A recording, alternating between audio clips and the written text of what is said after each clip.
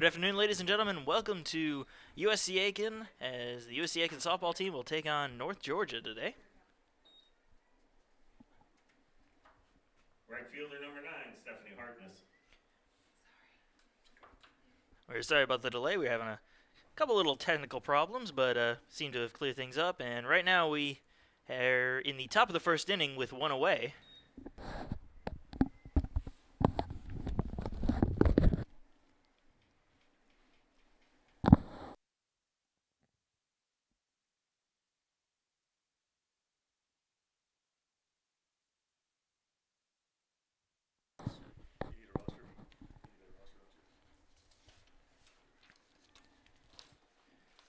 Batting now for the Nighthawks is Stephanie Harkness. She's facing off against Taylor Morgan in the circle for the Pacers today. She has a 1-2 count right now.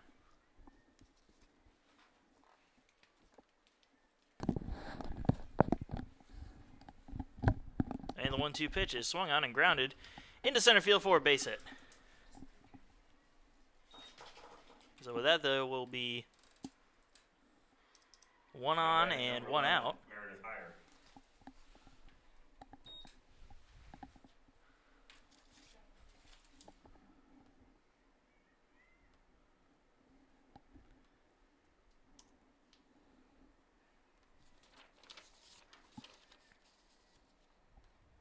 So Meredith Heyer steps up now and takes a first pitch strike.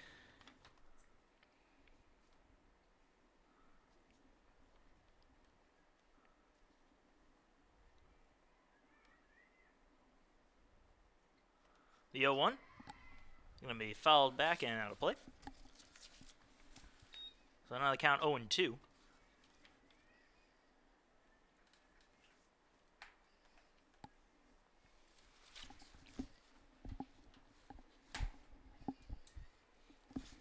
O2 pitch, swing and a miss, strike 3 for the second out.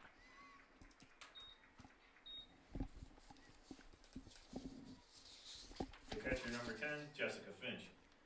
That'll bring up Jessica Finch with a runner on first and 2 down here in the top of the first inning. And Finch comes in the game batting .331 this season. 3 homers, 27 RBIs for the Nighthawks. First pitch missing outside for ball 1.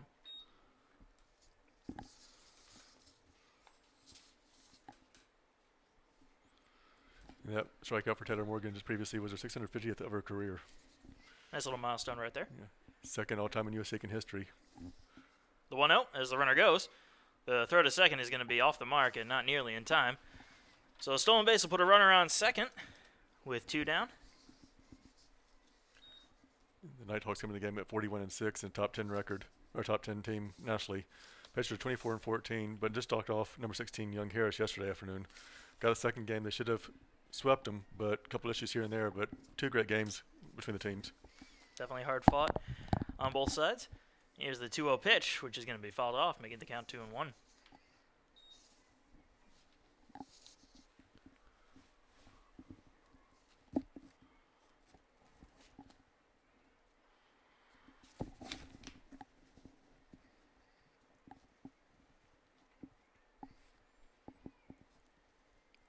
Two-one pitch. Finding the inside part of the plate, evens the count at 2-2.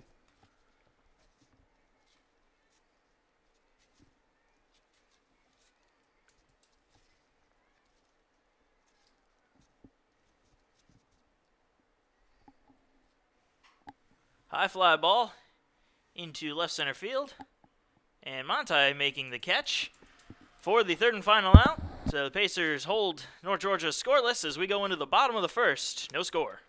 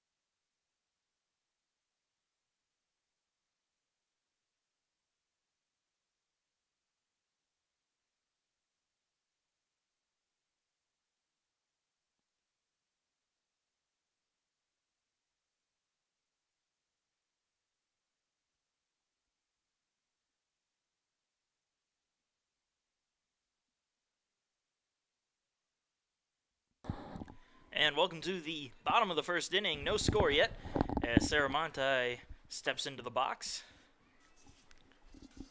Monti, those of you that watched yesterday, had a walk-off hit. The second game against Young Harris on their parents' 28th wedding anniversary, so a pretty nice present for them. First pitch going to miss outside for ball one. Nope, it's called strike on the outside corner. Called strike on the outside corner. But Monti comes in the game batting .380 on the season, leading the team. She's going up against Courtney Poole, who has a 0.72 ERA and is 40-2 so far on the season. Okay, I'm pretty sure that one is a ball, as that one misses way outside to even the count of 1-1. From my vantage point, that first pitch looked like a ball. You're also behind a few things up top in the press box, so we can understand that. 1-1 pitch. Finding the inside part of the plate for strike two. And we're going to have the delayed calls today, so it's going to be a little bit tougher for us as, we've learned in the past not to say anything for a couple minutes. I made the mistake of assuming, and I paid for it as Monti swings and misses for strike three in the first out. But The right fielder, number 4, Sydney Kate Murphy. That'll bring up Sydney Kate Murphy with one down and nobody on. and Murphy batting just under shade under 300 so far this season. Had 3 hits in the first game yesterday.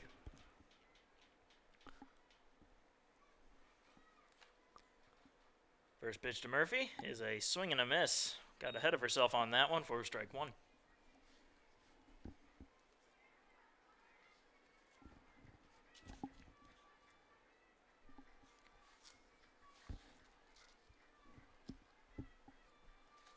The 0-1 pitch. Swing and a miss, chasing one outside there.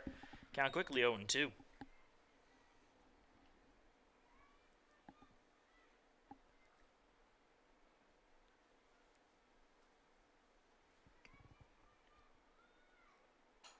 And a slow grounder to short. The throw to first is in time for the second out.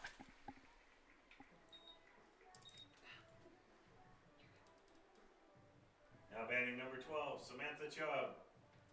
That'll bring up Samantha Chubb with 2 down and nobody on.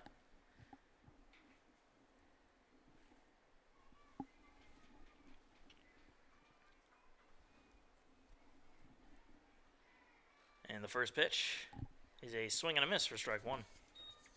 And Chubb comes in the game batting .341 this season. 6 homers, 35 RBIs, both of which are team highs, 11 doubles, leading the team. One of the most dominant players in terms of offensive production in USC Aiken history.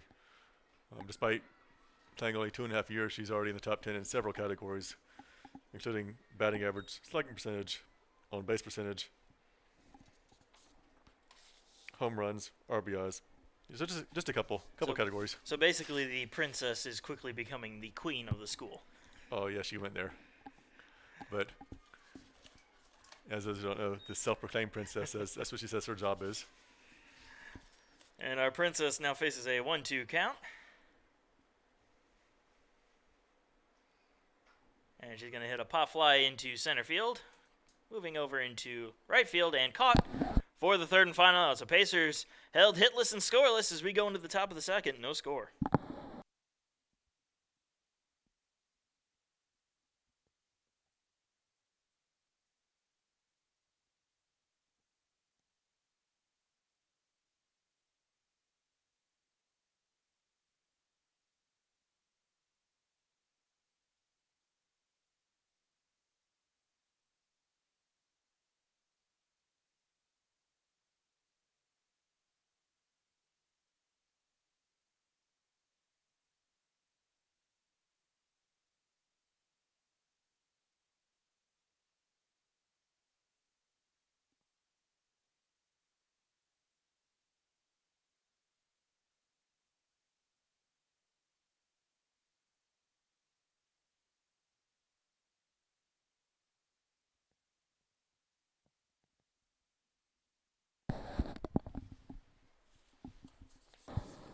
And welcome to the top of the second inning. Brittany Crawford will lead it off for North Georgia, as we're still scoreless.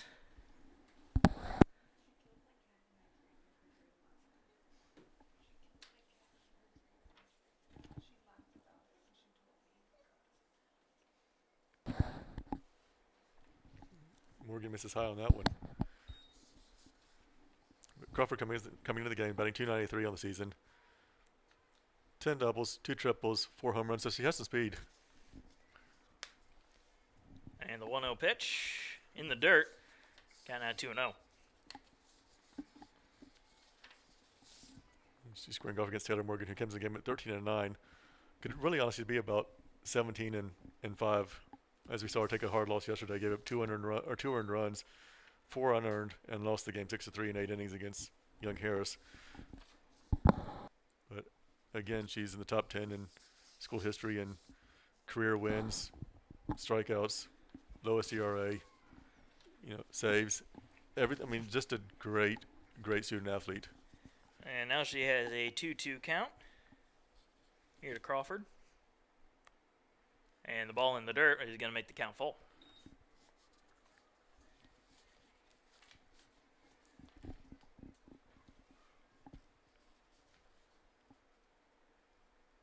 Three-two pitch. She fouls that one off and stays alive. For a second there, I thought it was going to be a slow grounder. But bounces went the Pacers' way in that one, I think. Because that would have been trouble had it gone fair. Again, the 3-2 pitch has popped up down the third base side.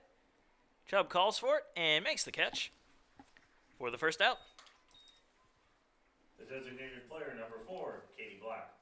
That'll bring up Katie Block. Block comes in the game hitting just a shade under 300 at 294 on the year. Slugging 495.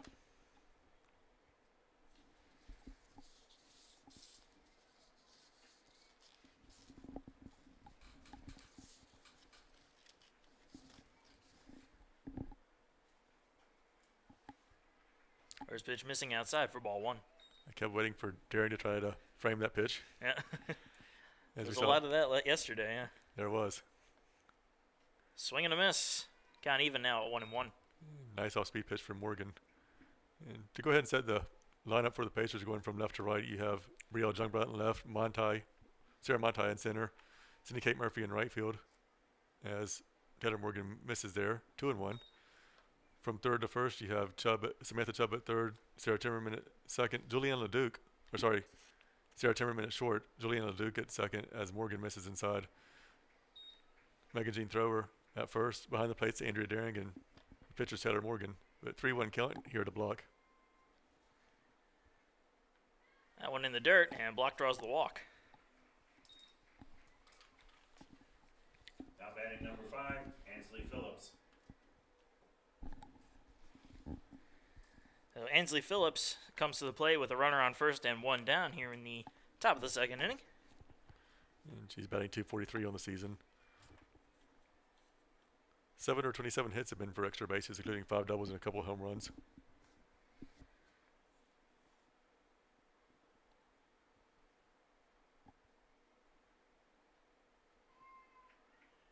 First pitch just going to miss for ball one.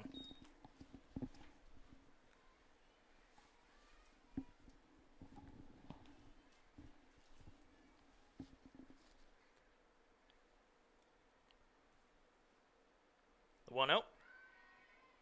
Runner's going as the pitch is called a strike, and another stolen base will put a runner on second with one out. Nighthawks are 2 for 2 in stolen bases today. Gives them 89 stolen bases so far in the season, only been caught 14 times. Pretty good percentage there. Not bad. The 1-1 pitch. Inside part of the plate. Count 1-2.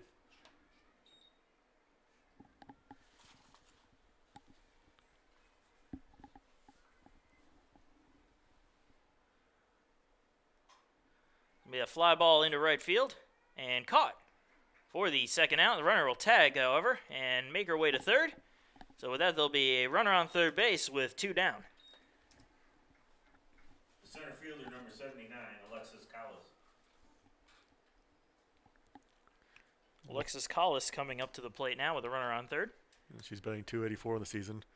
Wearing number 79. You don't see that too often in softball. And usually the highest number you may see is in the 40s, but And every once in a while, you might see a goalie with someone pitching in with 99 every once in a while.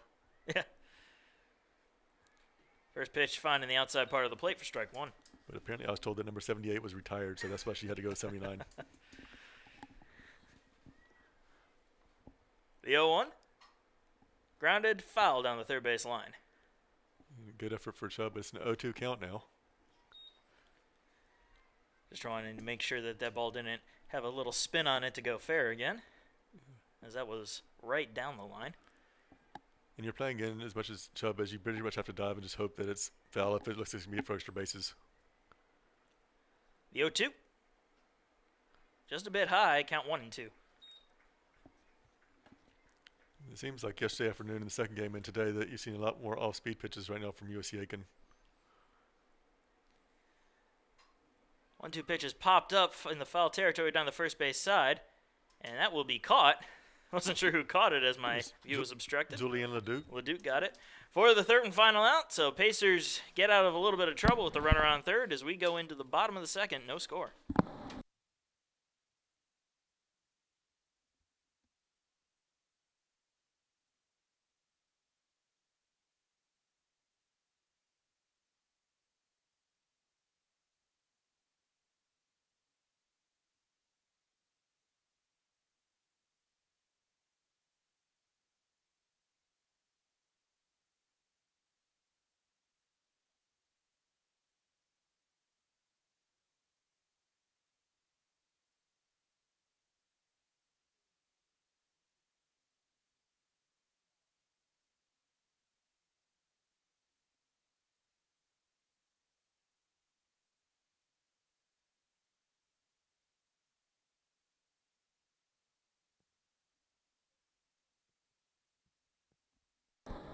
And welcome to the bottom of the second inning. Hannah Price coming to bat for the Pacers. And Hannah Price, the freshman from Seneca, South Carolina, batting .286 on the season. 30 hits, 8 of which have been for extra bases. She had a big hit yesterday afternoon to tie the game in the bottom of the 7th inning to force extra innings in first game against Young Harris. And the first pitch missing way outside for ball one. And, you know, you really have the reigning national pitcher of the year versus a freshman who could possibly be the USC Aiken's freshman of the year. You know, possibly an all-conference type selection as well. If not this year, at least in the years coming, because she's done so well so far and been playing sick for about a month of the season. Had a upper respiratory. No, she's just sick. And she misses at that one. 1-1 account. Upper respiratory. Thank you. I got my degree in accounting, not communications. Trust me, even with a communications degree, that's still tough to say. And that's because you don't have one yet. That's true. Popped up right back to the circle, and that'll be caught for the first out. I'll get there. In May. Yes.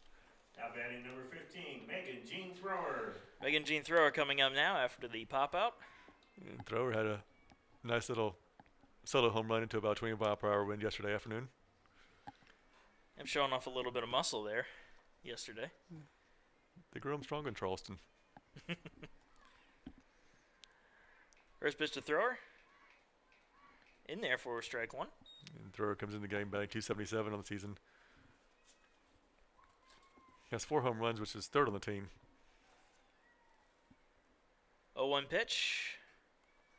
Bit high there, evens the count at 1-1.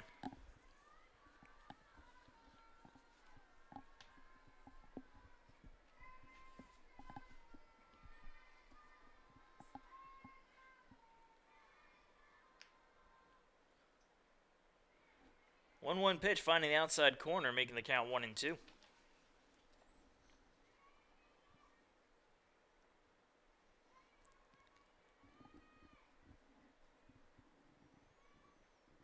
Swing and a miss for strike 3 and the second out. Now batting number 8, Taylor Morgan. And that was Courtney Poole's 350th strikeout of the season. And what can you say? She's just she's been a dominant pitcher for the last couple years of her career. I mean, her record shows it. What was her record again? It's 40 and 2. 40-2. When you have a record like that, you got to be doing something right. And Taylor Morgan looks at a call strike on the outside corner. Morgan was not in the lineup yesterday as a batting, but she was in the circle the whole game. She's batting .286 on the season. And the 0-1 pitch. Little grounder to second. Short throw to first is in time for the third and final out. Pacers held hitless in this half of the inning. As we go into the top of the third, still no score.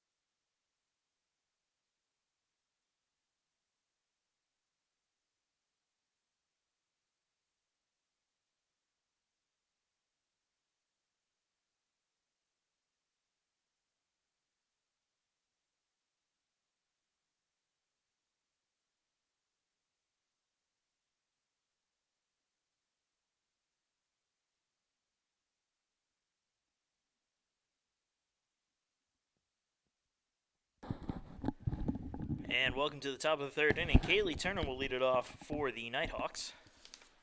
And Turner batting 105 on the season. Is the number 9 hitter.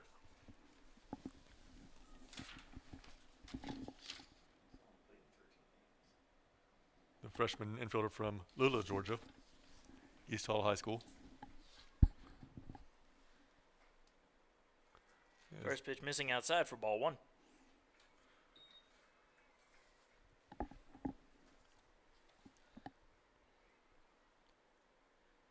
Swing and a miss. Count quickly 0-2. I mean 1-1. For some reason, I thought the first pitch was a strike. I had no idea what's going on. I had a hard time saying those other words a few minutes ago, so it happens. It's Sunday afternoon, last day of that golf tournament over in Georgia. She misses inside 2-1. Oh yeah, that little tiny. I mean, really, the main things going on in Georgia right now is, of course, USC Aiken versus Augusta in baseball. As Morgan gets that pitch in there, so it's 2-2 count.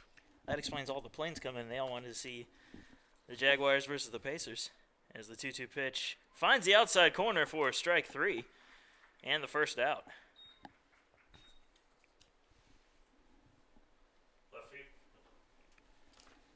Left fielder number 12, Megan May.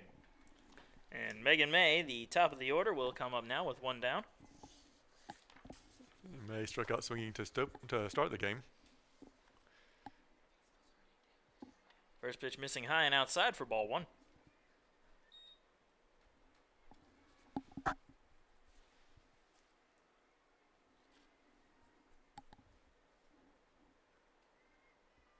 Missing And there. yeah, 1-0 missing as well. That delay is making it hard to figure out what exactly is. Yes, 2-0 count. That one fouled off and out of play. Was it out of Yes, play? I it was couldn't see. out of play. Our press box has, which is also a converted office, so we're not able to see everything to the line. But between that, we have about 7 people in here. Hopefully one of them will be able to catch it. 2-1 pitch. This is low there, 3-1.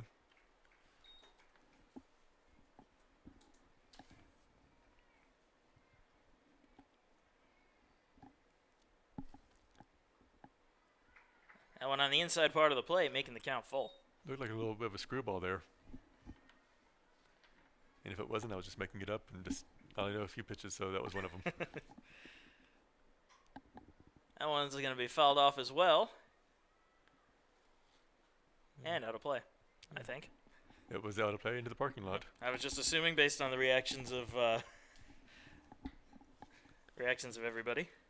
But I got a 50-50 chance. It's either out of play or caught for an out. 50-50. Take your chances, like in the South Carolina Education Lottery. As that one's popped up, foul territory behind the plate, and caught for the second out of the inning. As you mentioned, the Education Lottery, that's the Right fielder number 9, Stephanie Harkness. one of our great sponsors that contributes to USC Aiken to help us with everything that we do over here.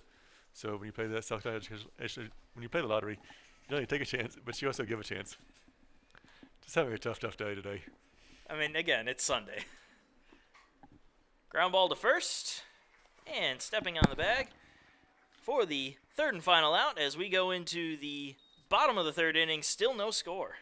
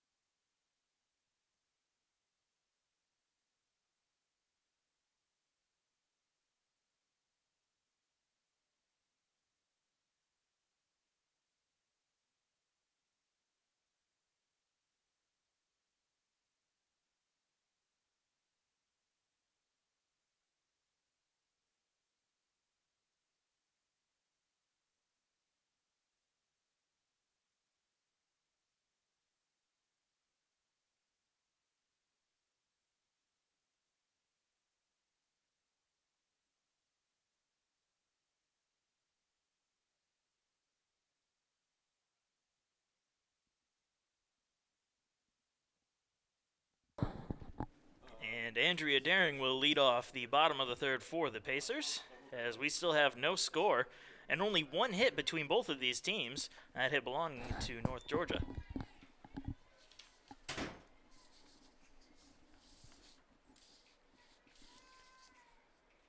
Swing and a miss on the first pitch for an 0-1 count. Daring comes in here with 7 extra base hits on the season. Had a huge double yesterday in the bottom of the 7th inning of Game 2 against Young Harris. As she swings and misses at that one for strike 2. Which she was relieved at for as the pinch runner came on and ultimately scored the game-winning run.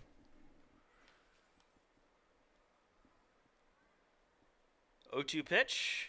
Swing and a miss, strike 3, and the first out.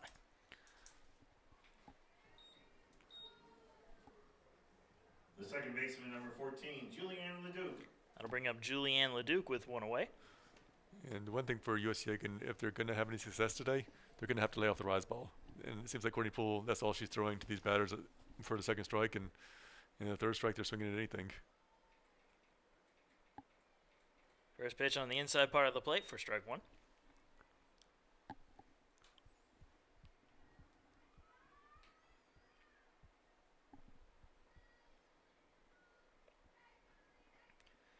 Check swing there, managed to hold off as that one was outside the zone for ball 1. I think if she stood on the plate, she wouldn't have been able to reach that one. That was pretty far out there. Yeah, she's not the tallest person in the world. 1-1 pitch, fouled off, and the count 1-2.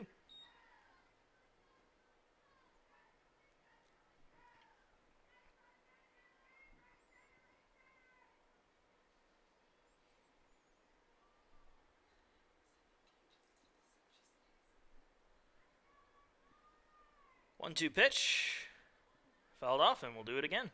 That was a common theme of yesterday. Mm-hmm. 8, 9, 10, 11 pitch at-bats. And definitely a lot of duels between the pitcher and batter.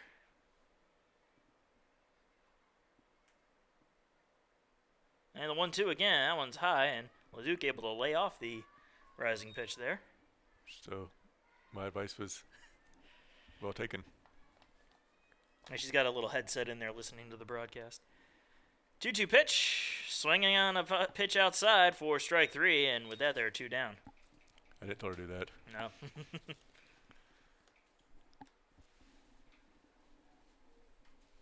Shortstop, number 7, Sarah Timmerman. And this can bring up the rookie from Abbeville, South Carolina, Sarah Timmerman, who once again said, make sure that you say something really nice about me. I promise nothing. First pitch to Timmerman is a swing and a miss. That was a nice swing. Even though she didn't make contact, it was a nice swing. It was a good effort. Good effort. 0-1 the count.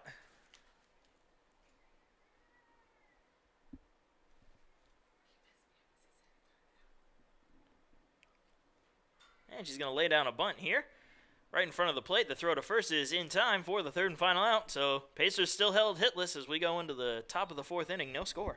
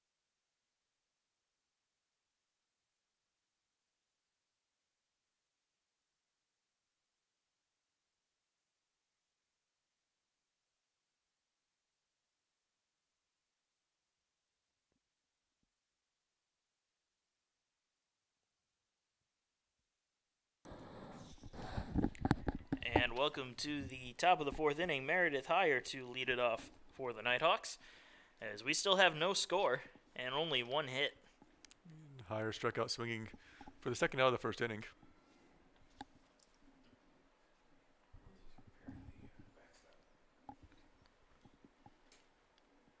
We're having a little bit of a delay here as they need to make some minor repairs to the backstop.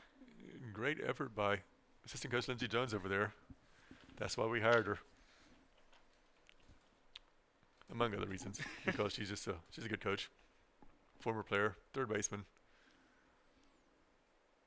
who has admitted that Samantha Chubb is a better third baseman than she was. The first pitch to hire is high and outside for ball 1.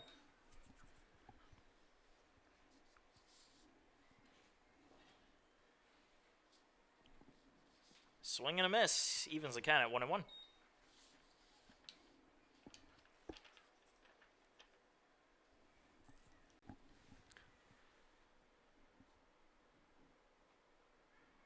One pitch pretty much down the middle there, making the count 1-2.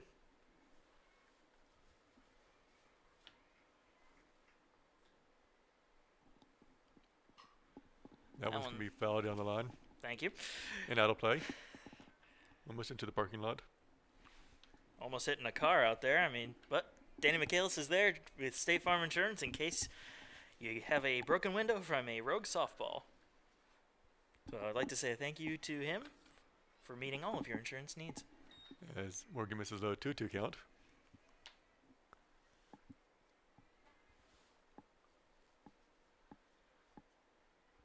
Two-two pitch inside corner. Call strike 3 for the first out. I like how emphatic the umpire called that out. Showing a lot of emotion out there. Catcher number 10, Jessica Finch. So Jessica Finch will come up after the strikeout.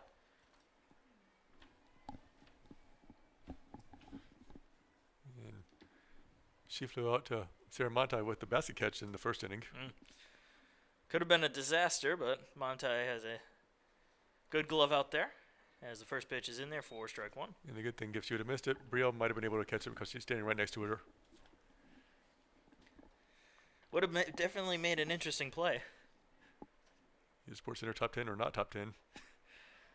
As the off-speed pitch gets called in there for strike 2.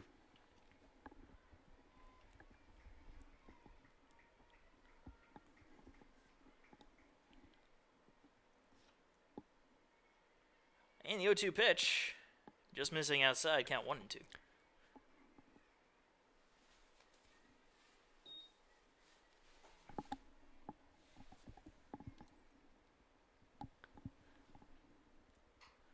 That one line fouled down the third base line. Good job by Chubb not to touch the ball. Where Star stick her glove out, and if she would touch it, it would probably been a double. Yeah, it definitely would have been troublesome.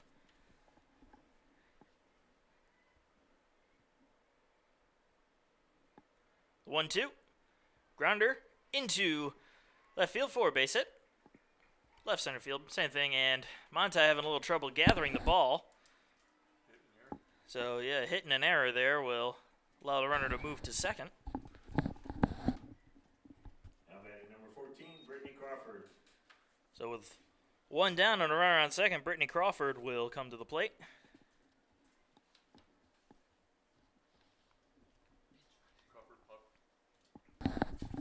Crawford popped out to Chubb. We can have a pinch runner over here. And Whitney Worth will be the new pinch runner. Pinch runner, Whitney Worth.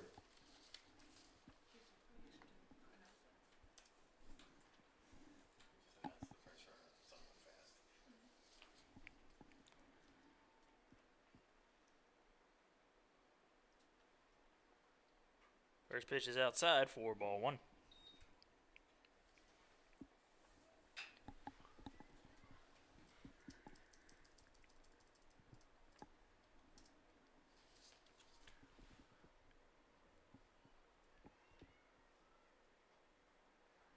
That one finding the strike zone evens the count at 1-1.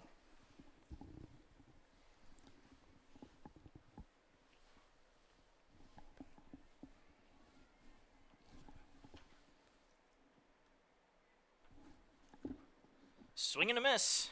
And that the count is 1-2.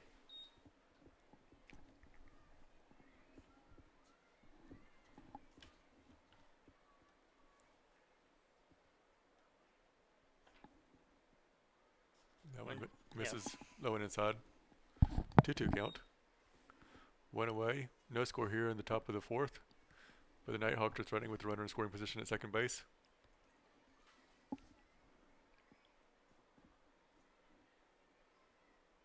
And the 2-2 pitch, missing outside, count full.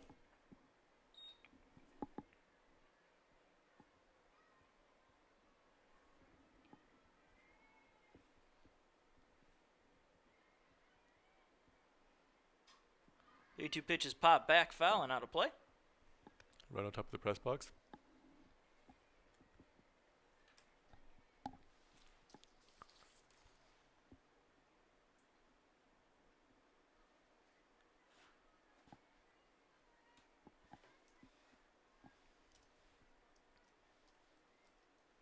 3-2 again. That one's going to be grounded into left field for a base hit, and they're going to send the runner home on that one. Montel will throw it into second to hold the runner to a single. But North Georgia takes a 1-0 lead here in the top of the 4th inning. Designated player number 4, Katie Block. That'll bring up Katie Block with a runner on first. And only one down.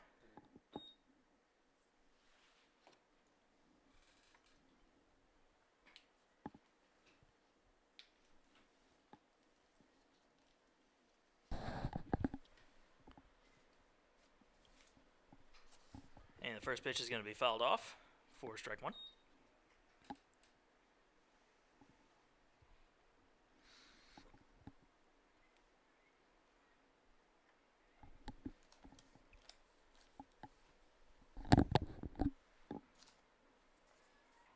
The 0-1 pitch is low for ball one to even the count.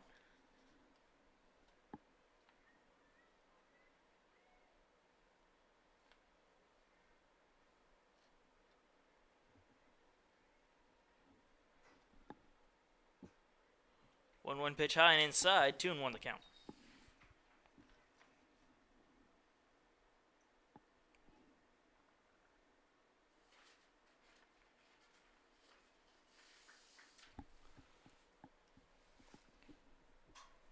Gonna be a fly ball into left center field, and that one's gonna be trouble as it is gone.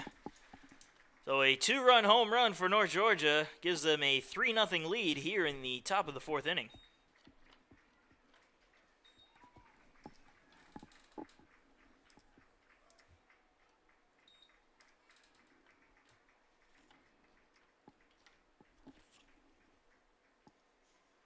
Now batting number 5, Ansley Phillips.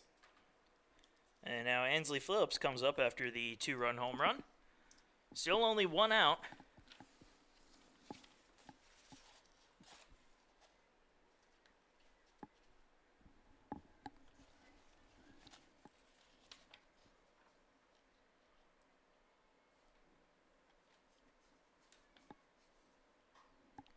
That was going to be a little fly ball in foul territory, but nobody's going to be able to get to it in time.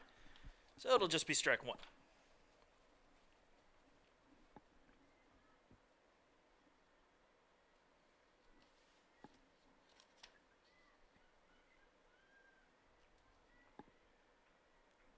Oh, 1 pitch. That'll be low, evening the count.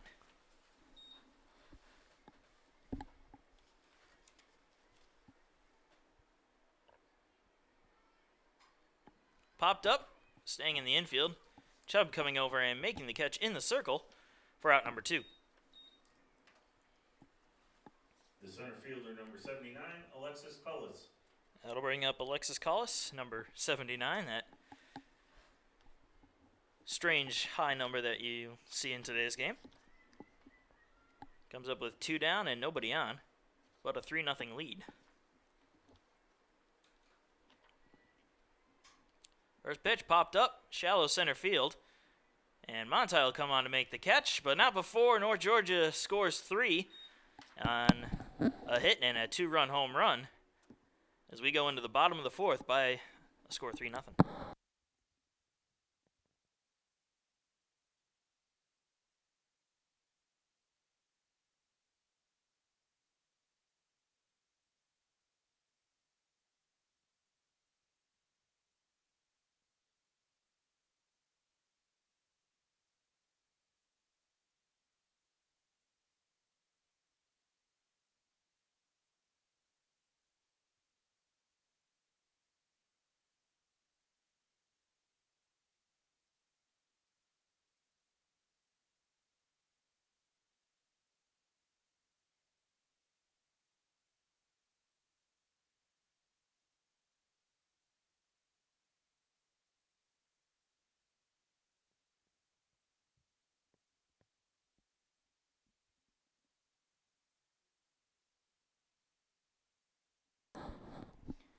And top of the Pacer order coming up here in the bottom of the fourth inning in Saramonte, as Courtney Poole has been perfect through 3 and now has a 3-0 lead.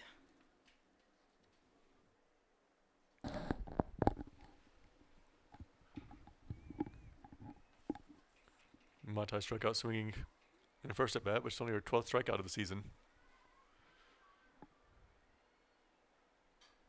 First pitch is popped up in foul territory down the first base side and caught for the first out. So 1 pitch, 1 out. The right fielder, Sydney Kate Murphy. So with that, we'll see Sydney Kate Murphy come up to the plate. Murphy 0 for 1 with the ground out to shortstop. Fouls the first pitch off for strike 1.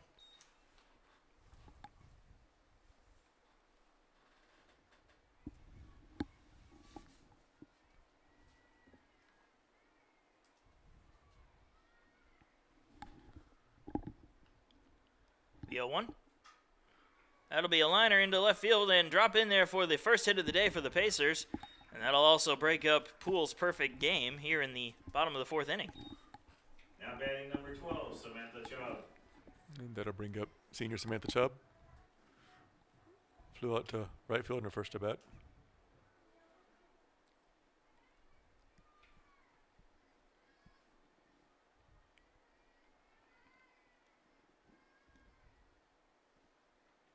Swing and a miss on the first pitch for strike 1.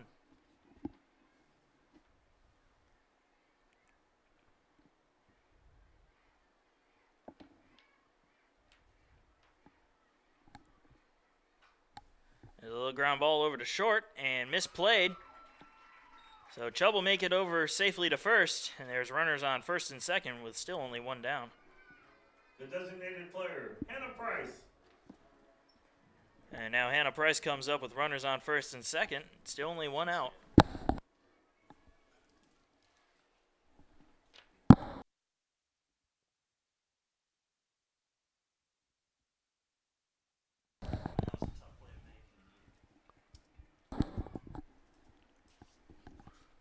First pitch to Price. Missing high for ball 1.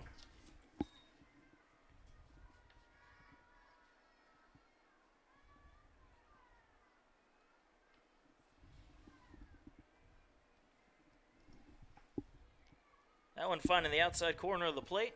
Evens the count at 1-1.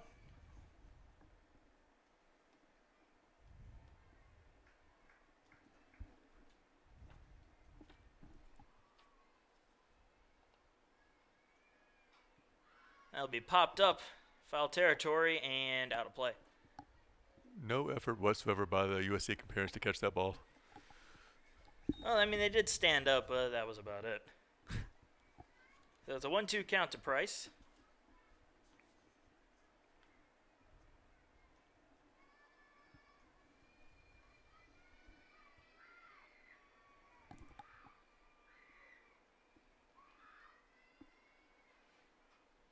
And she'll foul that one off as well to keep the count right where it is.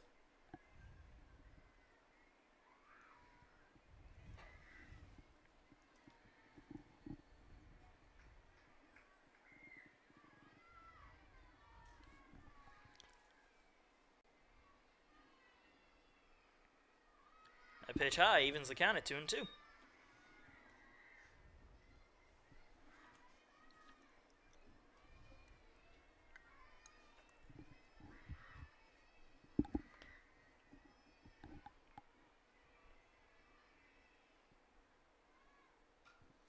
That'll be popped up and stay in the infield over to second and caught for the second out.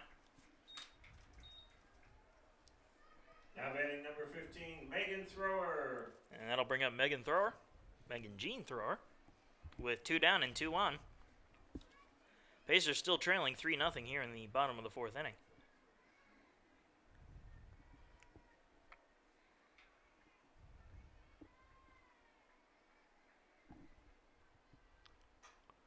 That one's popped up into left center field. And that will be caught for the third and final out, so Pacers will leave 2 stranded as we're going into the top of the fifth inning, 3-0 the score.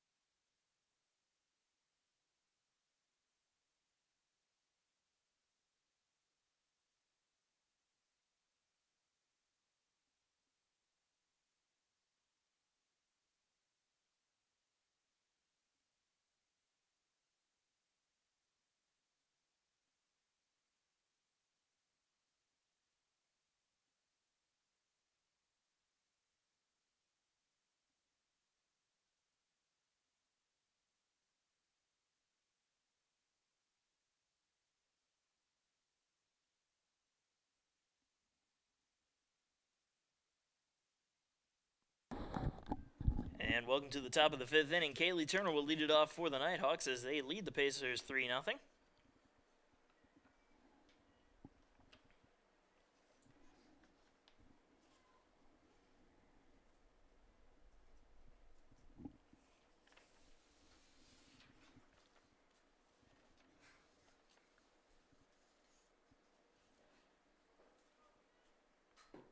And the first pitch is going to be hit into right center field and drop in for a base hit.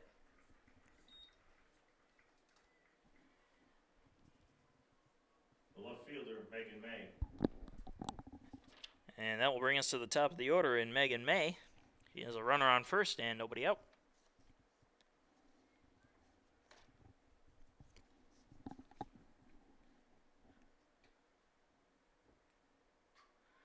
And a bunt there, one hopper back to the circle. The quick throw to first is in time for the first out, but the sacrifice was successful as Turner managed to move over to second.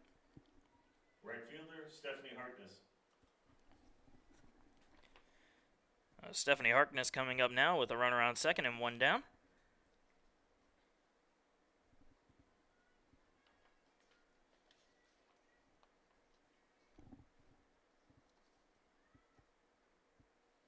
First pitch outside corner for strike one.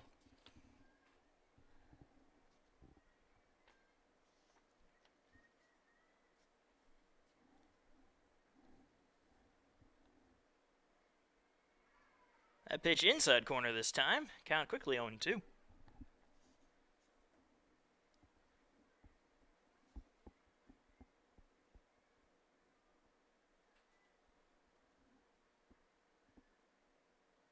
That one missing outside. Now the count is 1-2.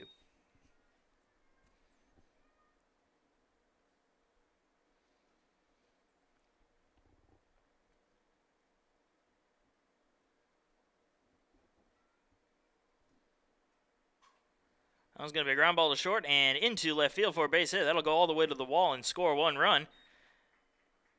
So an RBI double for May will increase the North Georgia lead 4-0. Now batting number 11, Meredith Heyer. So that wasn't May's RBI double, that was Harkness's RBI double. Meredith Heyer now comes up with a runner on second and one down and a 4-0 lead.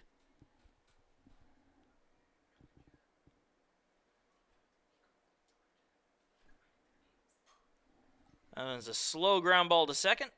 Underhand toss to first is in time for the second out, but the runner will move over to third.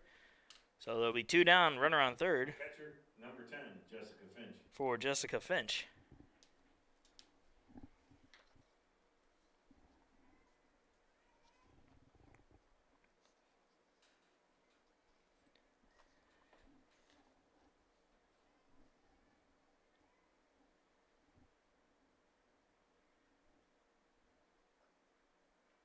Inside part of the plate there for strike one.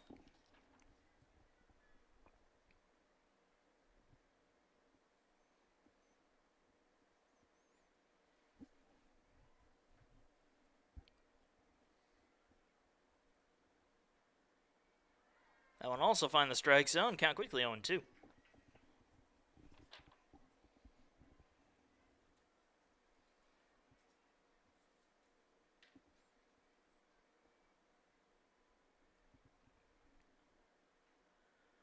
Foul ball there will keep the count right where it is at 0-2.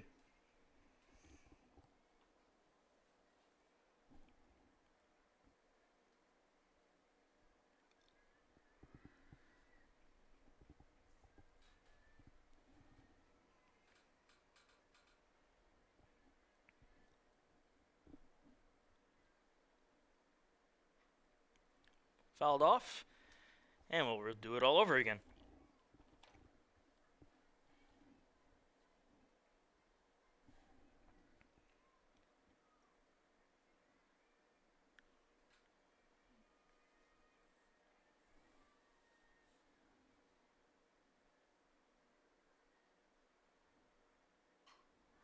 That was going to be a line drive into left field and drop in for a base hit. That's going to score one more run and make the North Georgia lead 5-0 with still two down. Now batting number 14, Brittany Crawford. That'll bring up Brittany Crawford after Finch's RBI single.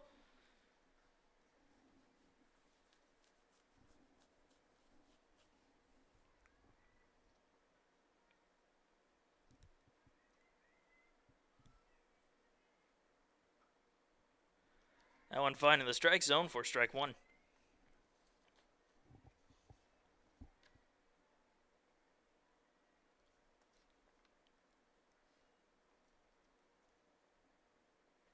Swing and a miss.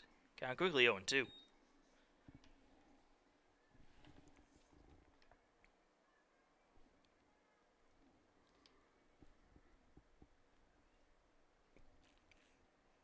Foul ball there, and that'll keep the count right where it is at 0-2.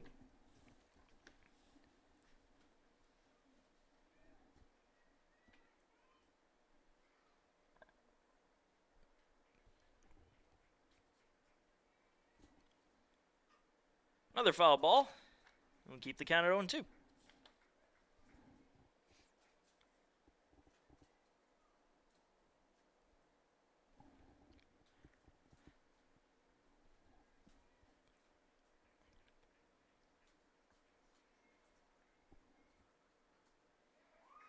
That one on the outside corner for strike three, and the final out of the inning. But North Georgia gets two more as they have a 5-0 lead going into the bottom of the fifth inning.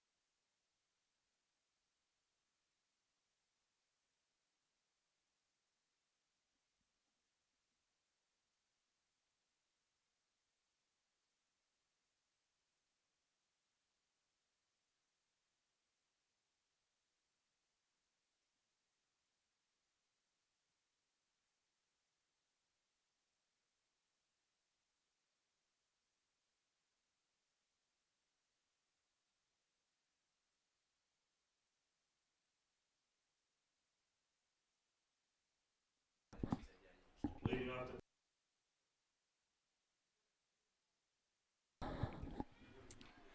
Welcome to the bottom of the fifth inning, folks. Pacers trailing North Georgia 5-0 as Taylor Morgan steps in to lead off this half of the inning.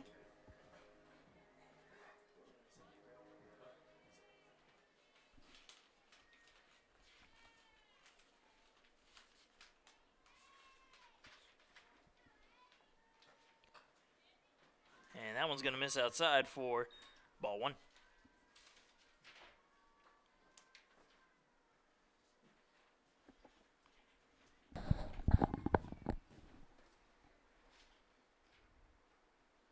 And the count now 2-0 as that one misses outside as well.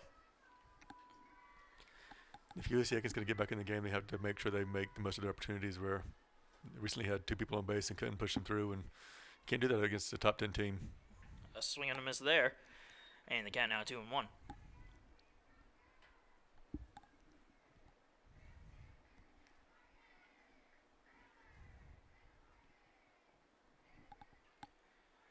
And a foul ball there will even the count at 2-2.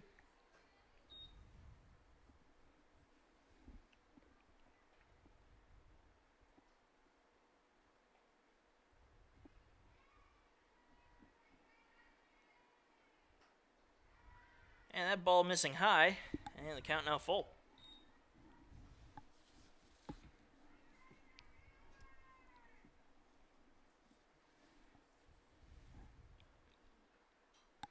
Another foul ball will keep Morgan alive, and the count at 3-2.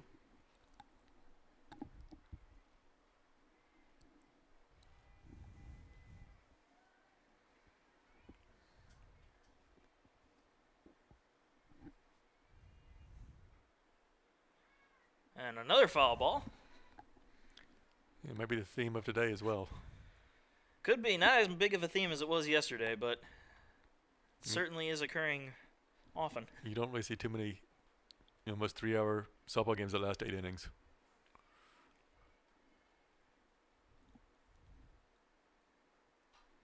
Another foul ball by Morgan. She's fighting to stay alive right now. Did you just say staying alive? Yes, I did.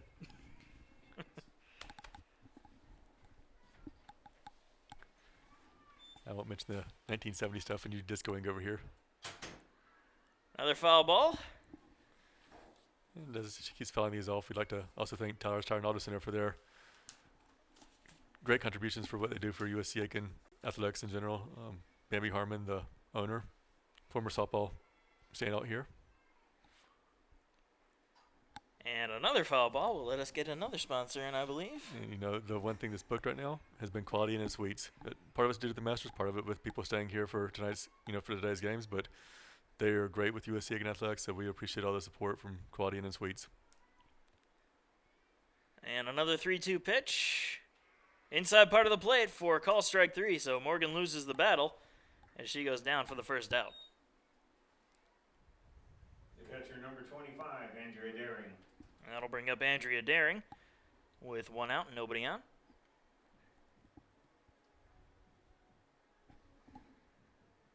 Daring was a victim to the strikeout in her first at bat.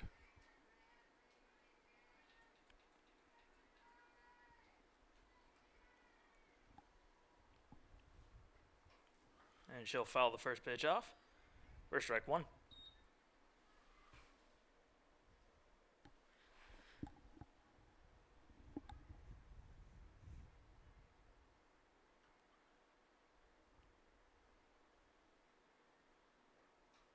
Another foul ball and count 0-2.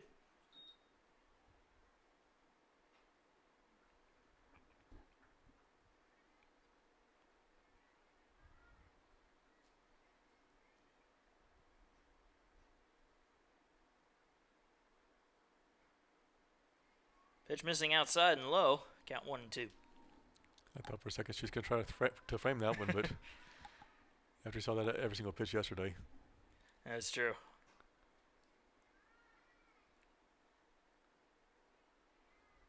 The 1-2 pitch. That was going to be rocketed foul. Straighten that out a little bit more and probably be a home run. If she keeps fouling these off, though, it's going to go into dinner time. Yep, and where better to go get dinner than Fats Cafe? The home of the USA Aiken Coaches Corner. You film that live once a month over there, and just great people over there. And that one's going to be popped right back to the circle and caught for the second out. Now batting number 14, Julianne Leduc. That'll bring up Julianne Leduc with 2 down and nobody on. Here in the bottom of the 5th inning of a 5-0 game. Leduc struck out swinging in her first at bat.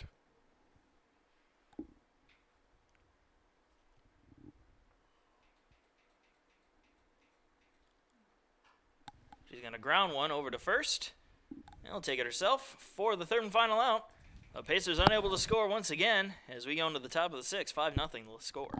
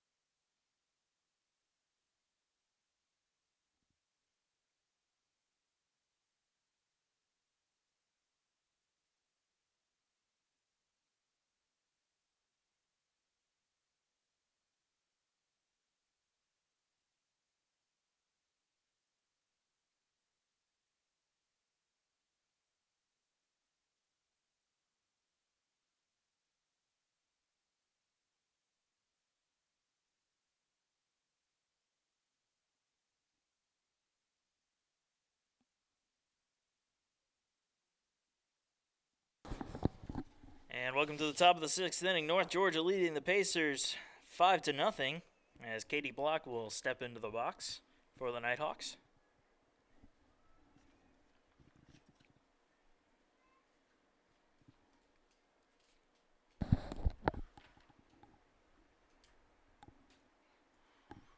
First pitch inside for ball 1.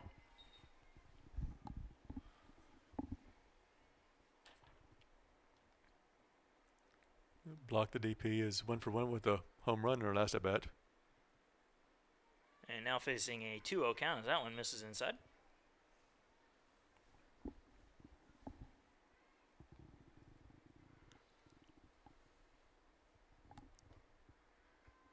That pitch will also miss, and the count 3-0. You wonder if this is just the intentional walk just because of how far she hit the ball the first time. It could be, yeah. Or Morgan, she could just be struggling a little bit with her control. Well, that one finds the corner of the plate, made the count 3-1. Or she might have just been setting her up for that 3-0 pitch on the outside part of the plate.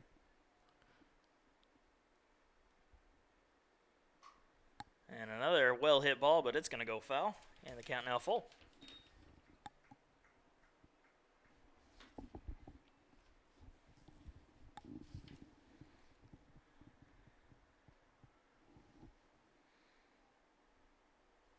And that one is going to hit her. So Block will head on down to first after being hit by the pitch. Now batting number 5, Ansley Phillips. That'll bring up Ansley Phillips with a runner on first and nobody out.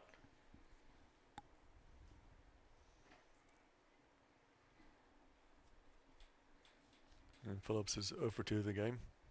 A couple of fly ball outs.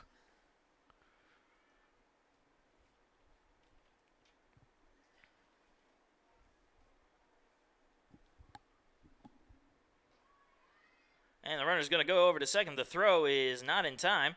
So another stolen base for North Georgia will put a runner on second with nobody out. 3 for 3 in the game today.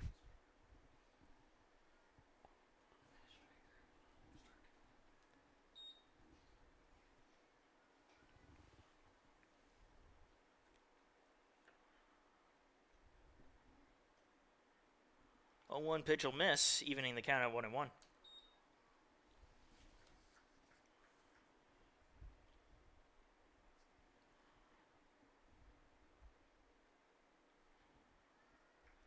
That one missing as well, count 2-1.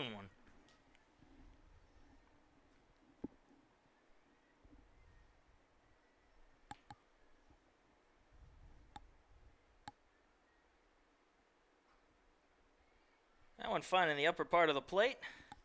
Evens the count at 2-2.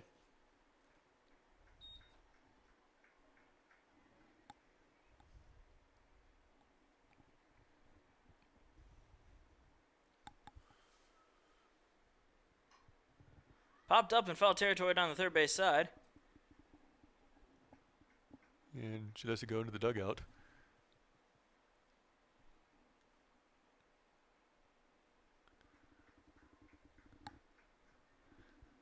So the count remains 2-2. Nice hustle by Chubb.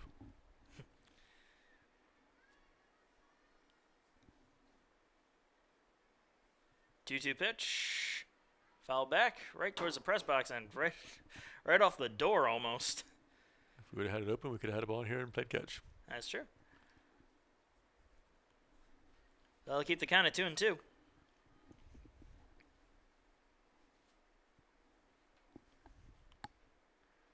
That one's going to miss, and the count now full.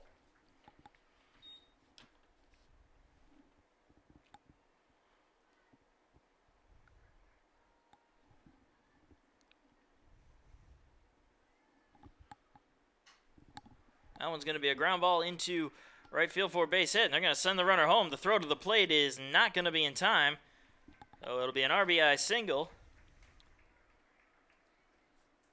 And that will allow Phillips to advance to second on the throw. Center fielder number 79, Alexis Collis. So Alexis Collis will step to the plate as North Georgia. Is number 15, Kelly Kaler. North Georgia has a 6-0 lead. And the pinch runner number 2, Morgan Helton. as Morgan Hilton comes into pinch run for Phillips. And I believe we'll have a pinch hitter here for North Georgia in Kelly Calhert.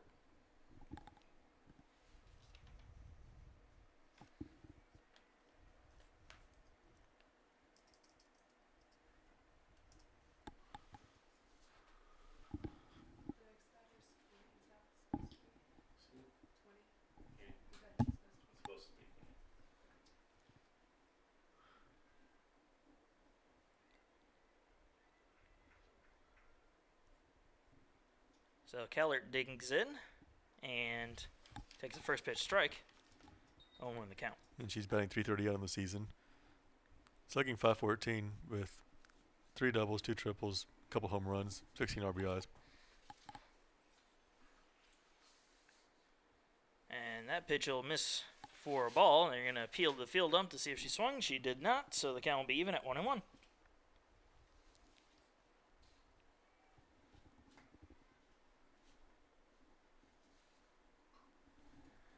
And that one will be fouled off. Count 1-2.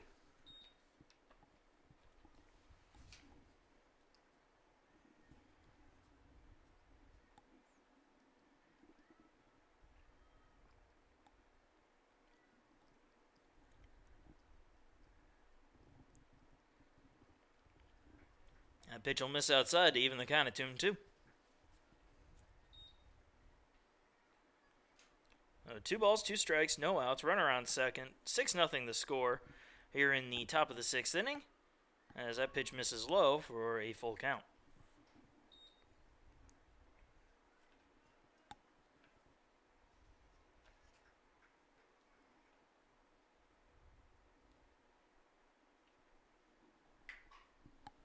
Grounded foul. It'll keep the count right where it is at 3-2.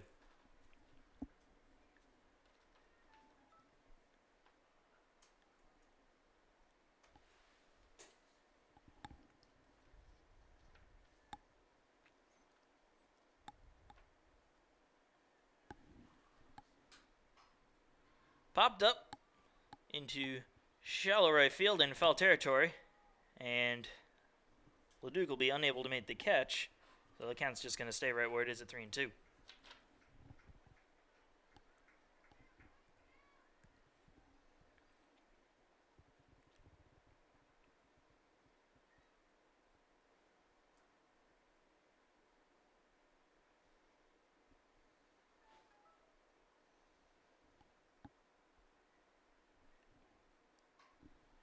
Line straight into the Pacer dugout, and everybody getting out of the way of that one.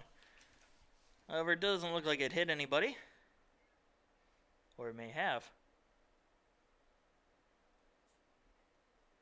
But everybody seems to be okay. So Lindy Dorgan hitting the ground as fast as Megan Thrower usually goes down when she's trying to field a ball.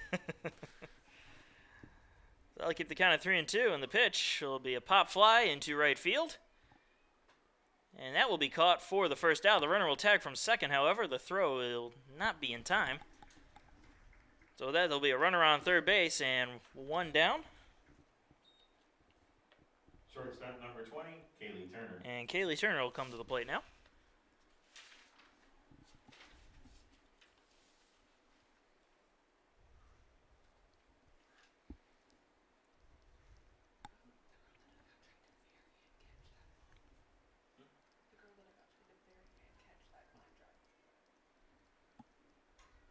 That's going to be popped up, staying in the infield, and Samantha Chubb will make the catch for the second out.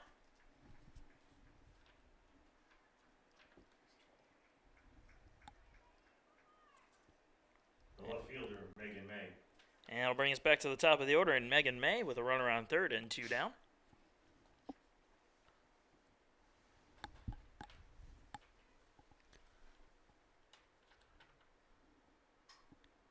And she'll hit a fly ball into foul territory down the left field side. It's out of play. And out of play.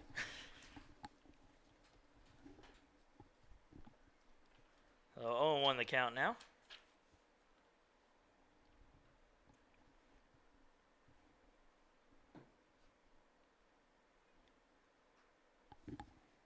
That pitch fine in the strike zone, count 0-2.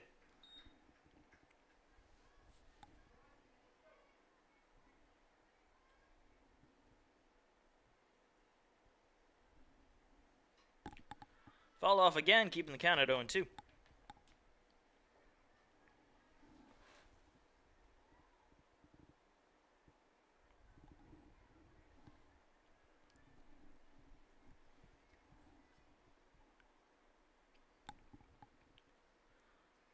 A swing and a miss for strike 3 and the final out of the inning, but North Georgia gets one more as they lead the Pacers 6-0 going into the bottom of the 6th.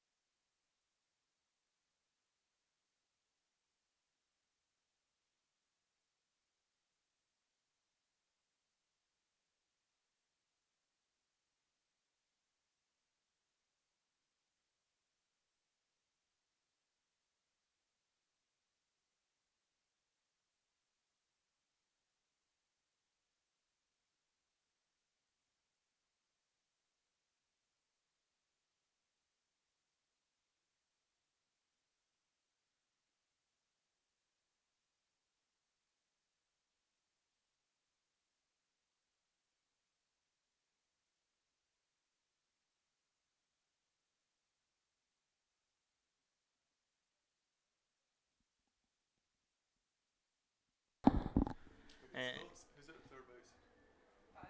Sarah Timmerman will lead off the bottom of the 6th for the Pacers as they trail 6-0.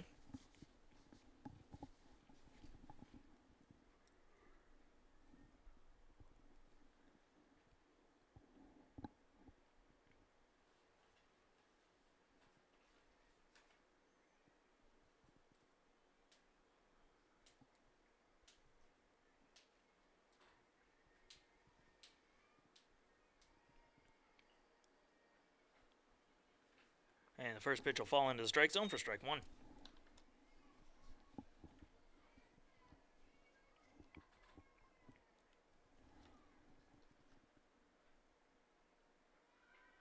And Timmerman shows a bunt there, offers at it, and misses for strike 2.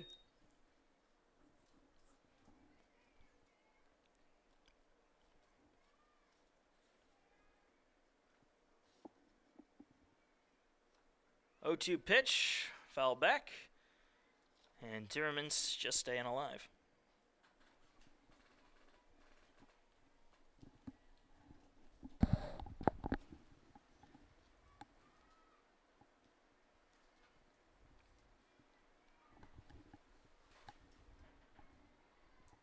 Swing and a miss. Got her chasing one outside for the strikeout and the first out of the inning. The center fielder, Sarah Montai. That'll bring us back to the top of the order in Sarah Montai. She's 0 for 2 in the game with a strikeout and a infield fly ball.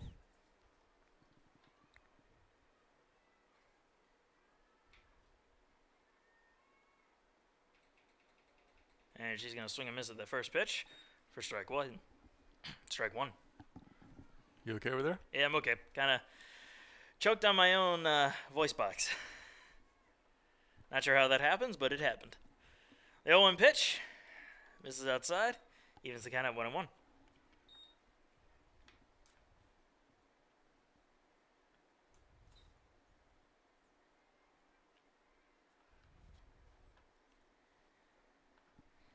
And Montai chasing one outside, making the count 1-2.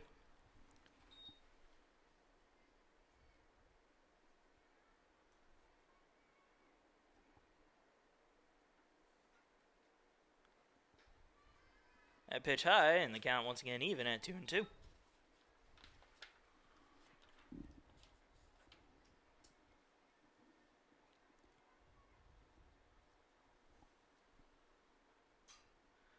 That was a little bloop pop into center field, and that is going to drop in for a base hit.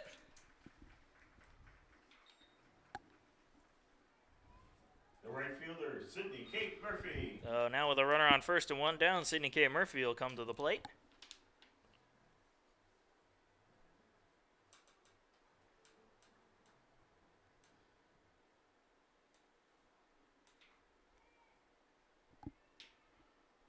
Murphy 1 for 2 with the ground out to shortstop in the first and singled. That's going to be a blue pop to short, which will be caught for the second out. Now batting number 12, Samantha Chubb.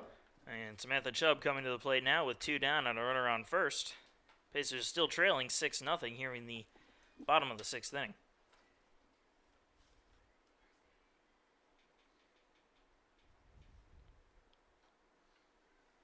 That pitch finding the outside part of the plate for strike one.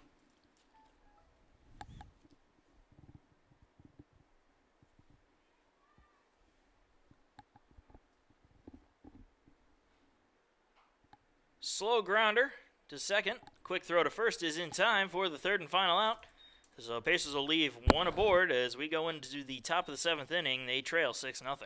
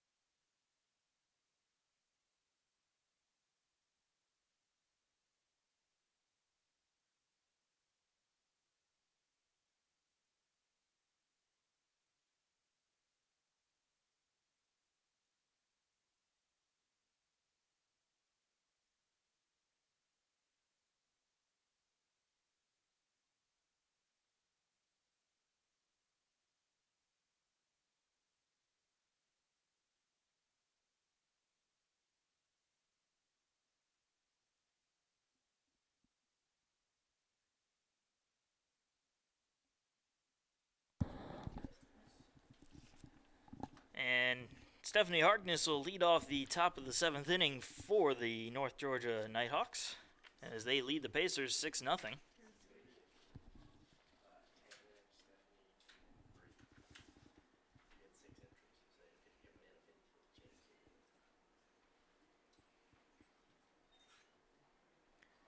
And the first pitch will miss for ball one.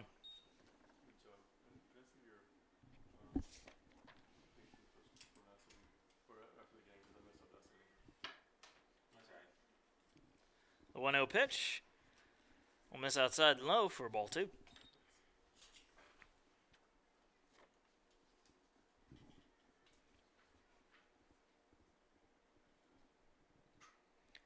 Grounded to short. The throw to first is in time for the first out.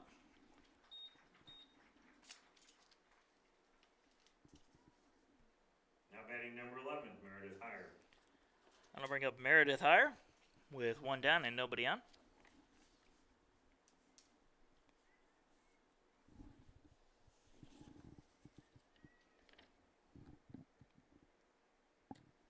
First pitch will miss for ball one.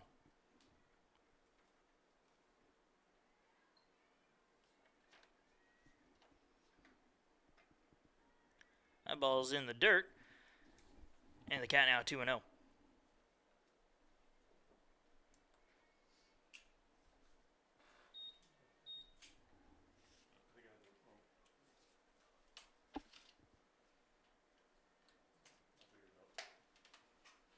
There's a fly ball into left field, and that will be caught for the second out. The catcher, number 10, Jessica Finch. And that will bring up Jessica Finch with 2 down and nobody on.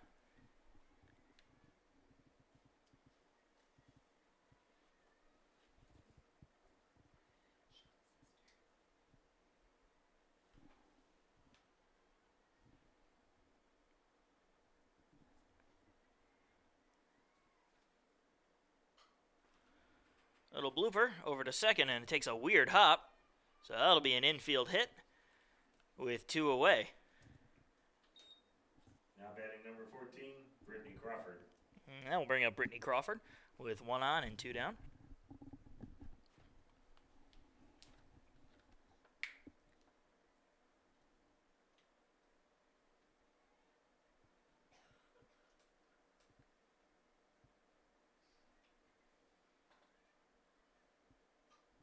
First pitch is fouled off for strike one.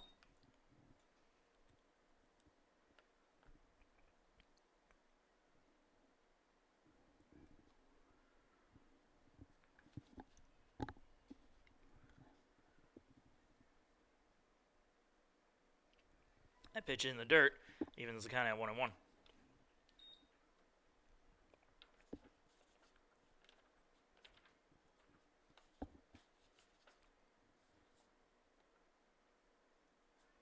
I will find the outside corner of the plate, count 1-2.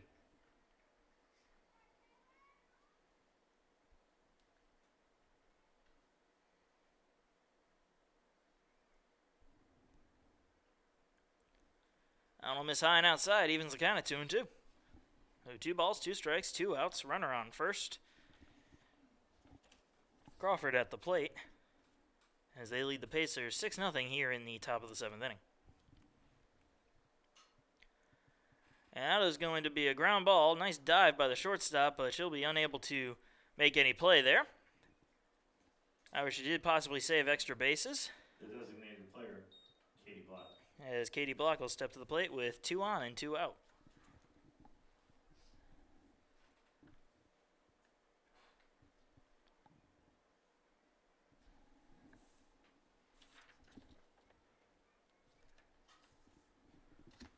Fly ball into left field, and that will be caught for the 3rd and final out.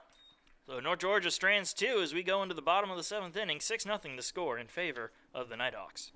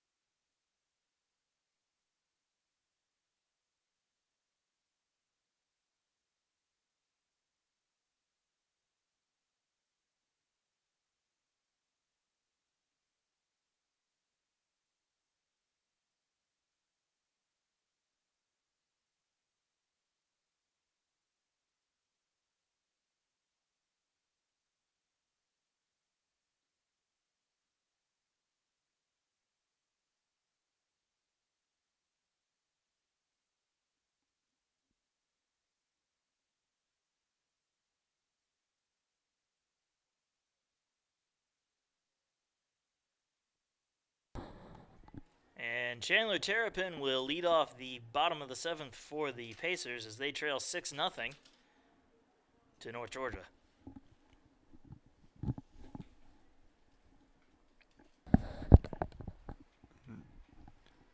Terrapin coming in batting .268 on the season. And she'll watch the first pitch go by for strike 1. She's had 11 hits so far this season, but 4 of them have been for extra bases, including 2 homers. I believe she hit one last night, didn't she? Yes, she did. Game 2. 2-run home run. And she's going to swing and miss at that one for strike 2.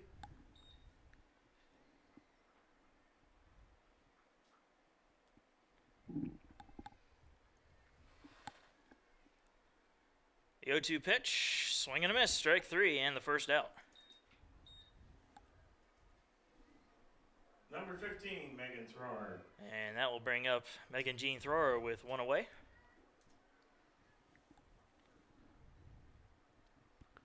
Thrower's 0 for 2. Last at bat was a deep fly ball to center field that nearly missed being a home run, which would have put 3 on the board for the Pacers. And she'll let the first pitch go by for strike one.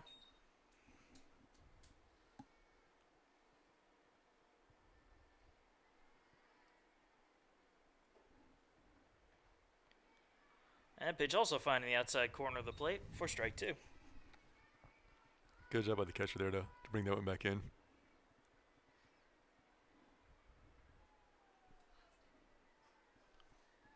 0-2 pitch. I'll miss outside, making the count 1-2.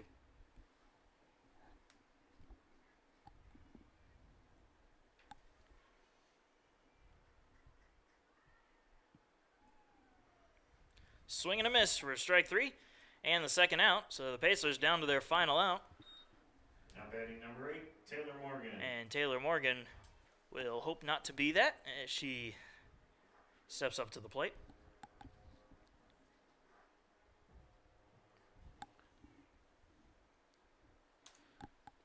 Morgan's over 2 in the game. And she hits a little slow fly ball to short. The throw to first is not in time as it bounced. So, short fly ball, one hopper, throw to first, safe. It's one of those days, I'm sorry. The catcher, Andrea Daring. And Andrea Daring coming up now with 1 on and 2 down. And always good for Morgan to be running it out. I mean, you never know what can happen. It looked like a routine pop fly in the infield, but we've seen a couple of weird bounces, you know, first in the top of the 7th, and now here we're just kind of, this one just kind of stayed put. Yep. Hung in the air long enough. Good hustle by the shortstop, though. Yep. And the first pitch to Daring will miss for ball 1. It's always good to see Morgan getting a hit. You know, there's a very good chance she's going to come back in and pitch some of game 2 as well. So you always like her to have a little bit more confidence going into it. The 1-0. It's going to be a base hit into left field. And the Pacers trying to get a 2-out rally going as they have runners on first and second.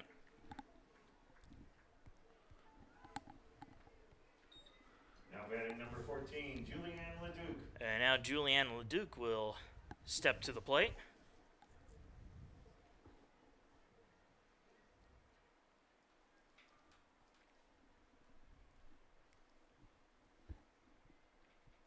And she'll swing and miss at the first pitch for strike 1.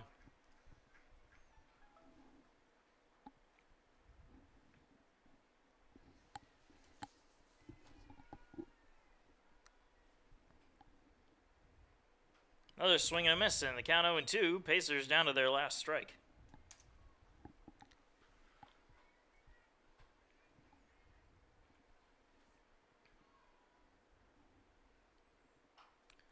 A slow ground ball to short, and she'll be unable to make the play. So the bases are now loaded on the E6.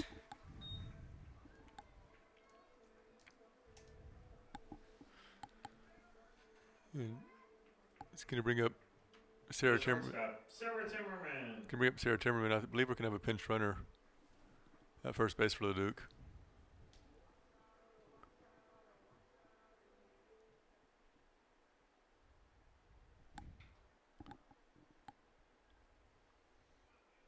Actually, we're going to have a pinch hitter.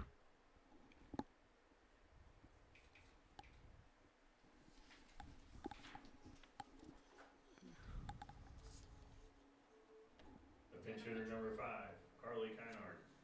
And Carly Kynard will pinch hit for Sarah Timmerman. And pinch running is Taylor Allen. And Taylor Allen will pinch run, as well as Also pinch running, Samantha Pica. and Samantha Pica will also pinch run. So 2 pinch runners out there and a pinch hitter. With the bases loaded and 2 outs here in the bottom of the 7th inning. 6-0 to score in favor of North Georgia.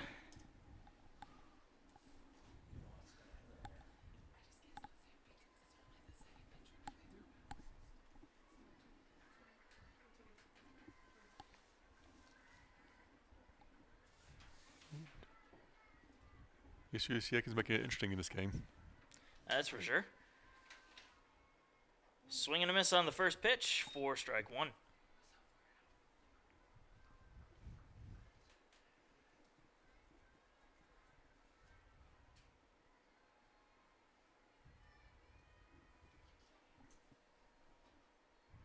That one's high for ball one. Leaving the count at 1-1.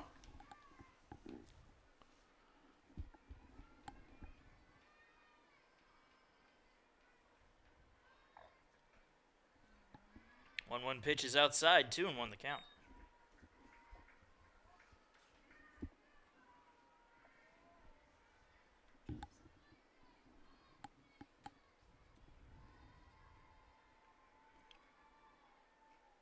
Swing and a miss and a snap throw to first. The snap throw not in time, but the count even at 2-2. Good job by Pico to dive back over there and get her jersey dirty so he can tell she's been in the game. You're never officially in the scorebook until you get your jersey dirty. 2-2 pitch. Liner right at third and caught for the third and final out, so the Pacers will leave the bases loaded as they drop this game 6-0. And your totals and highlights for the Nighthawks: 6 runs, 10 hits, no errors, 6 left on base. For the Pacers, no runs, 6 hits, 1 error, and 6 left stranded. The winning pitcher was Courtney Poole, the losing pitcher Taylor Morgan. The big hit of the game, the 2-run homer by Katie Block. We'll do some gardening and start game 2 somewhere shortly after that. So we're going to take a short break, leave the stream going, and hope to see you back here for game 2.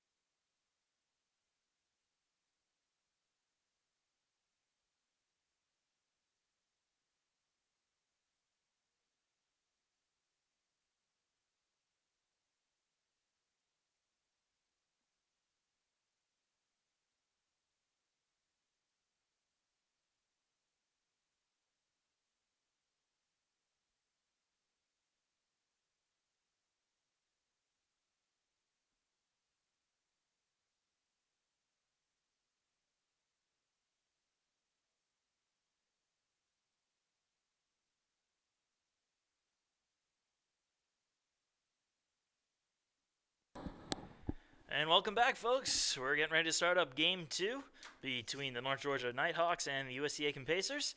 Pacers dropped Game 1 of the doubleheader 6-0 and looking to bounce back here in Game 2. Megan May to lead it off for the Nighthawks.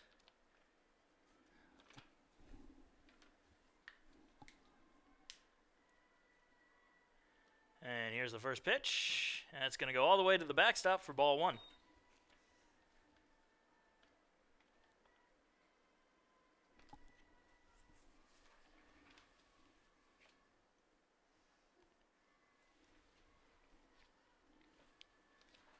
Here's the 1-0 pitch. Ground ball to third. Samantha Chubb with the play. Throw to first in time for the first out. The right fielder, number 9, Stephanie Harkness. And that will bring up Stephanie Harkness with 1 down and nobody on.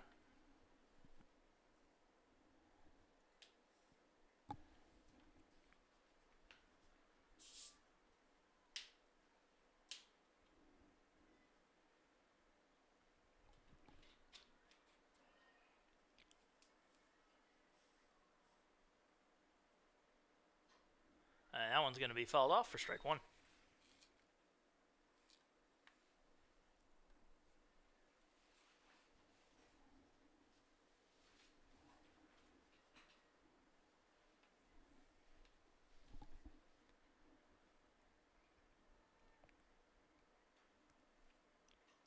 Another foul ball, and the count 0-2.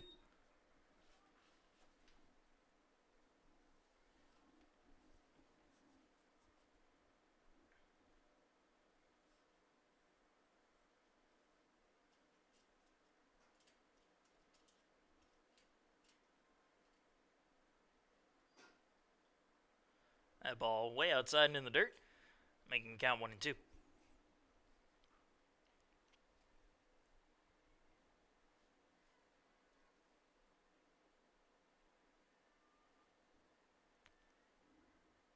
The 1-2 pitch, going to be a bit high, evening the count at 2-2.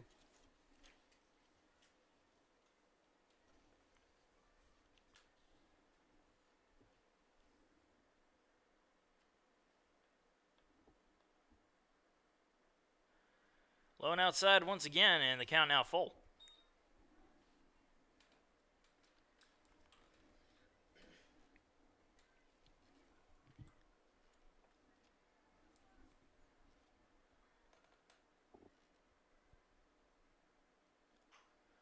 There's a fly ball into center field. Going back is Monta, and she's going to watch it go over the wall as that one is gone. And North Georgia taking an early 1-0 lead here in the top of the first inning.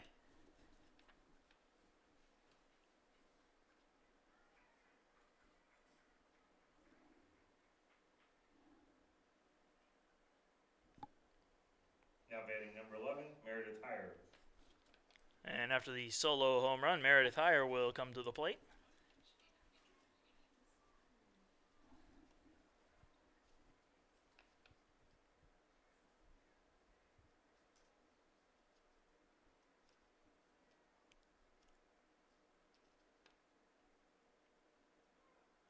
And the first pitch is on the inside corner for strike 1.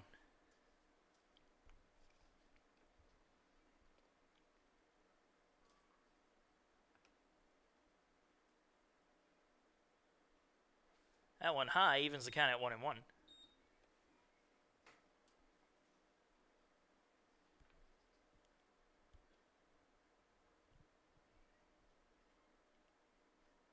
Swing and a miss, and the count 1-2.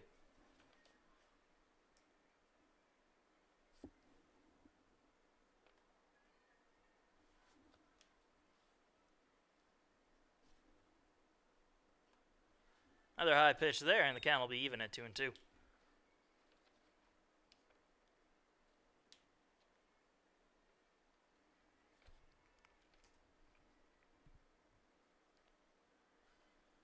That one will miss outside, and the count full once again.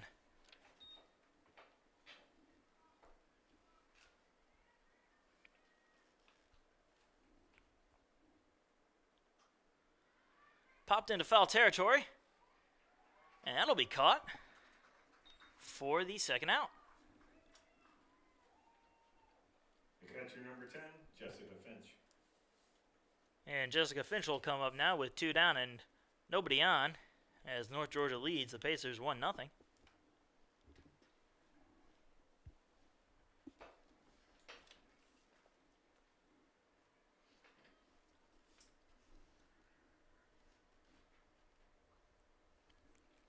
First pitch inside for ball 1.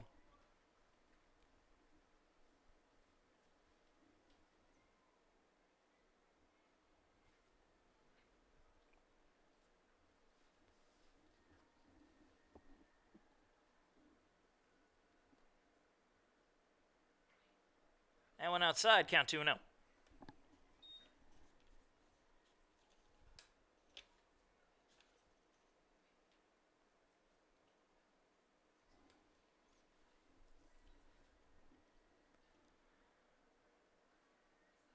Two 0 pitch will be inside, count now 3-0.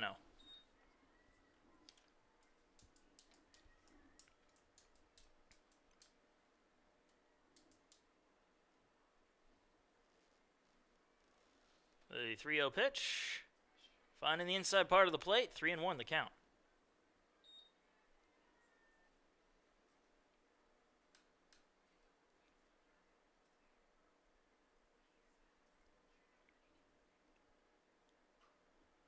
Foul ball there, and the count full.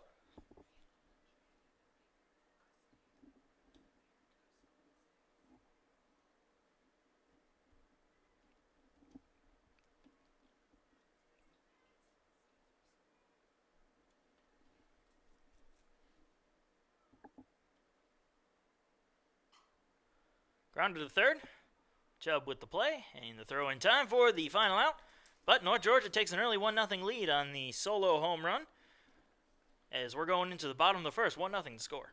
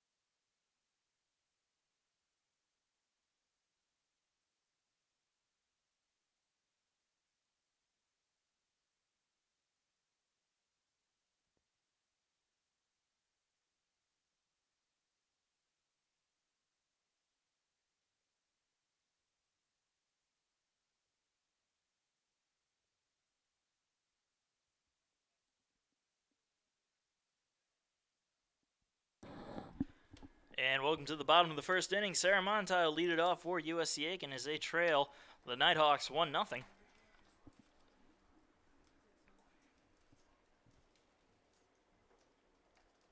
Courtney Poole still in the circle. Pitched the complete game shutout in game 1. And the first pitch is going to be hit into left field for a base hit. So leadoff runner aboard for the Pacers.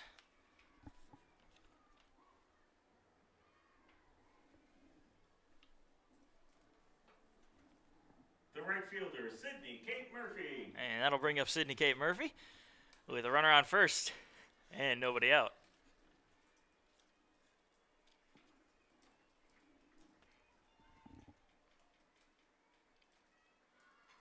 And a bunt there, bunted up and popped up and caught for the first out. So sacrifice bunt didn't go as planned, as the runner will stay on first base. Number 12, Samantha Chubb. And Samantha Chubb will come up with 1 on and 1 out.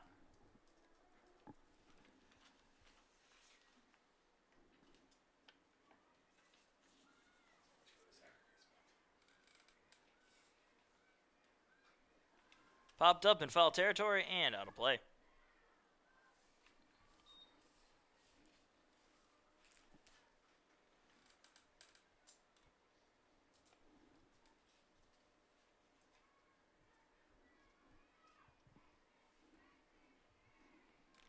And the 0-1 pitch, swing and a miss. Strike 2.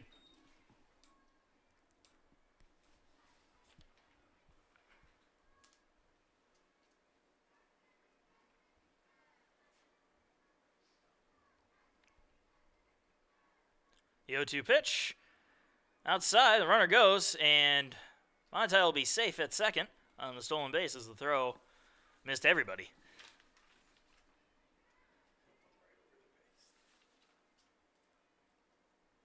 So the stolen base for Montai will put a runner on second with only 1 out.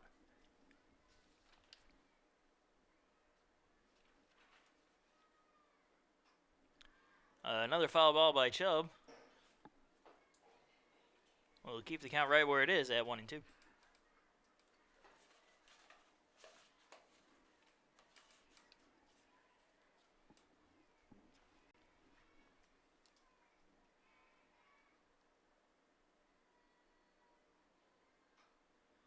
Popped up into shallow right field and caught. And Montai will tag. The throw is in time for the double play and the final out of the inning. So the Pacers unable to get anything done here in the bottom of the first as they trail 1-0 going into the second.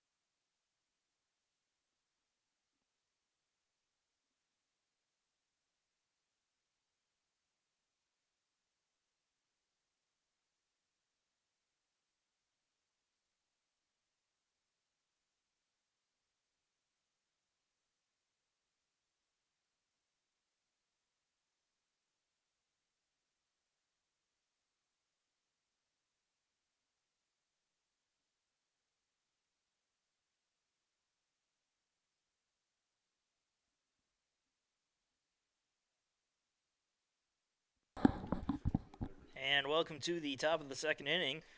North Georgia Nighthawks leading the USC Aiken Pacers 1-0 as Brittany Crawford will lead off for North Georgia.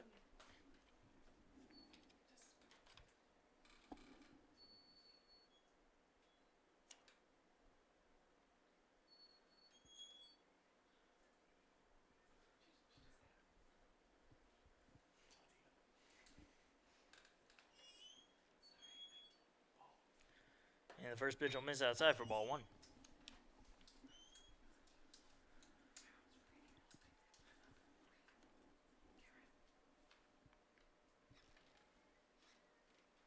That one's going to miss high, count 2-0.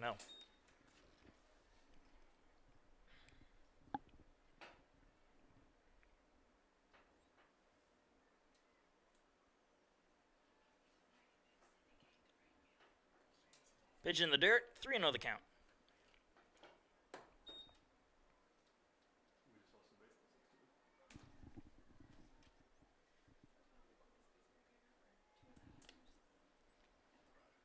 The 3-0. Upper part of the strike zone, 3-1 the count.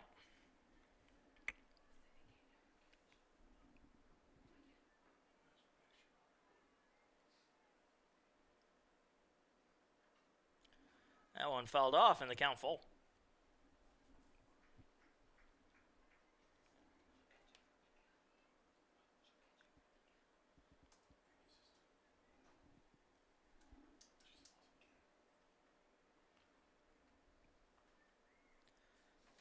The 2 pitches in the dirt for ball 4, and the leadoff runner is aboard.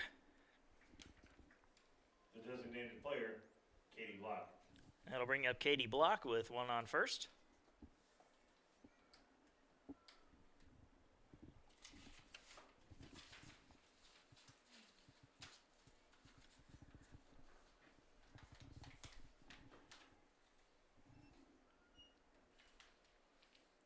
First pitch is outside for ball 1.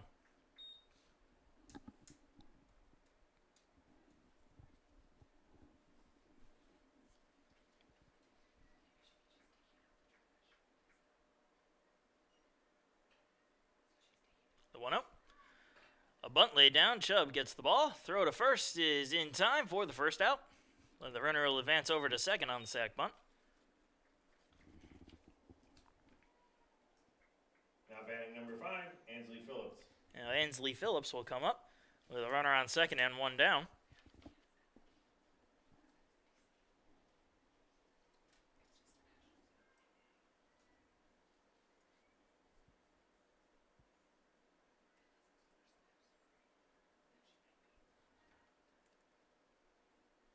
And that one will be high for ball 1.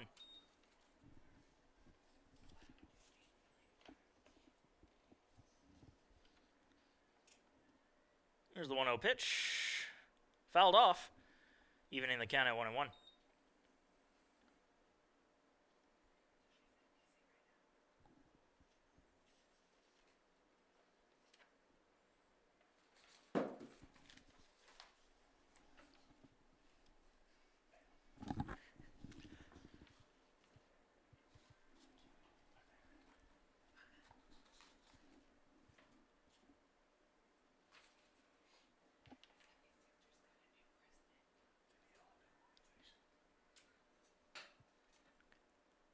One pitch. That one will be high. 2-1 the count.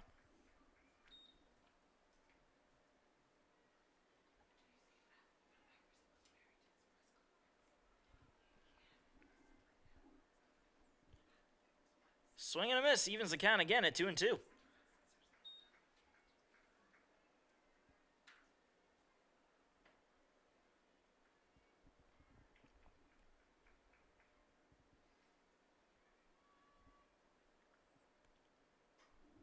That one will be popped up in foul territory down the third base side.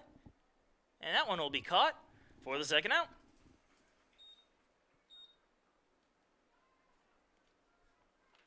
Center fielder number 79, Alexis Collis. Alexis Collis will step up to the plate now with 2 down and a runner on second base.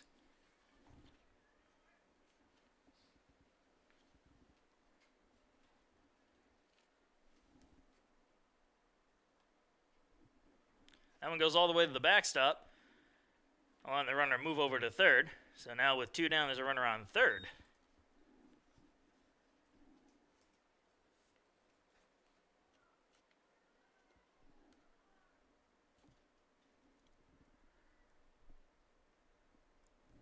That ball in the dirt, 2-0 the count.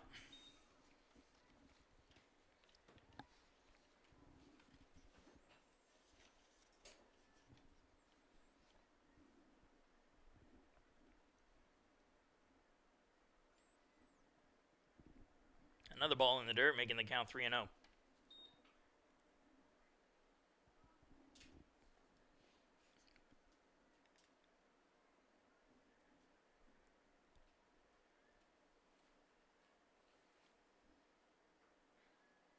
That ball in the dirt as well. and walking on 4 straight pitches.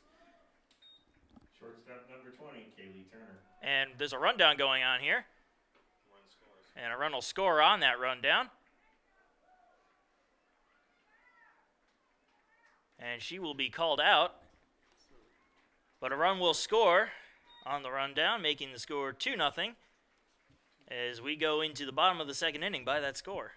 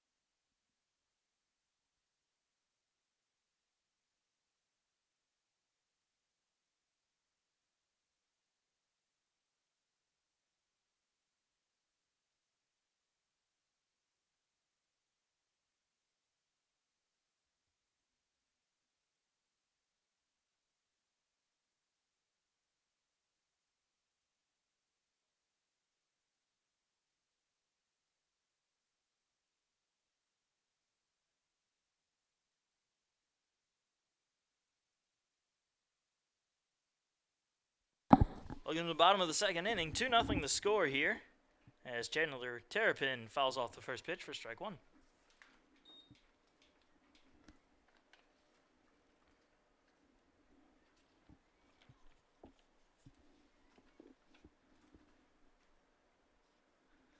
The 0-1 pitch, swing and a miss for strike 2.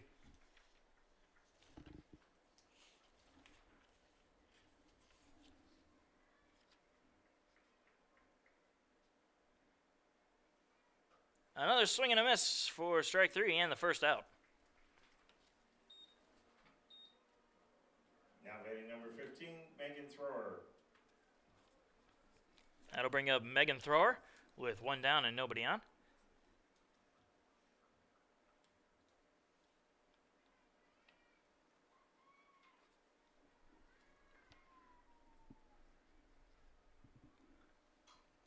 Check swing and a slow roller in front of the plate. The throw to first is in time for the second out.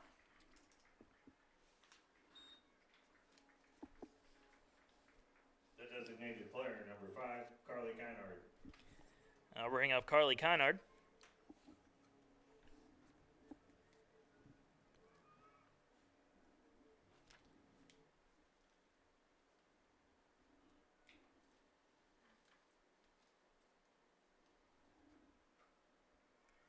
And the first pitch will miss outside for ball 1.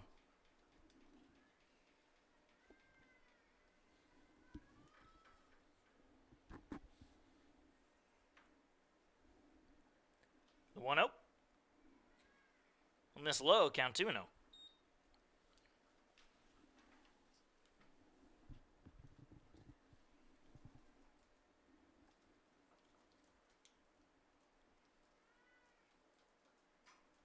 Popped up into shallow center field and caught for the third and final out. So Pacers unable to get anything here as we're going into the top of the third, 2-0 the score.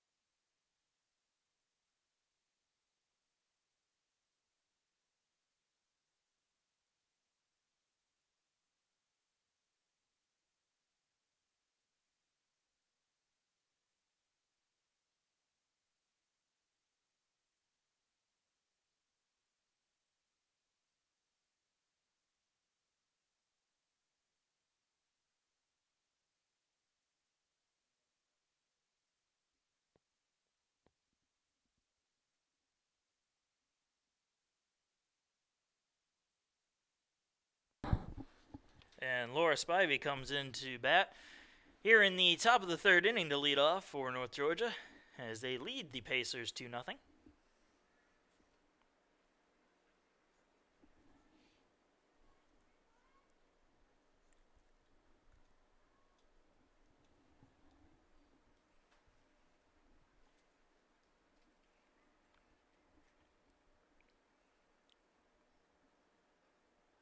And the first pitch will miss high for ball one.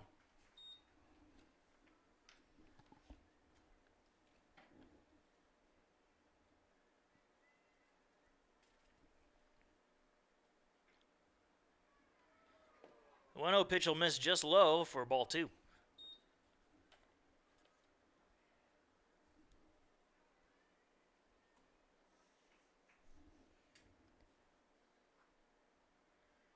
Now missing outside, count 3-0.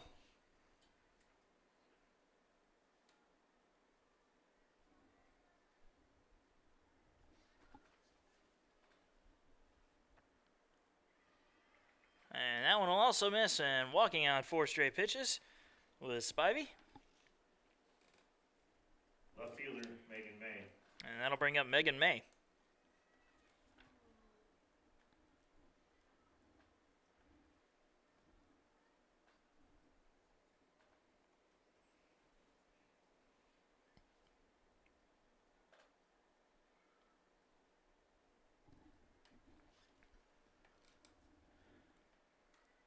And attempted bunt there, and it would be a foul tip bunt for strike one.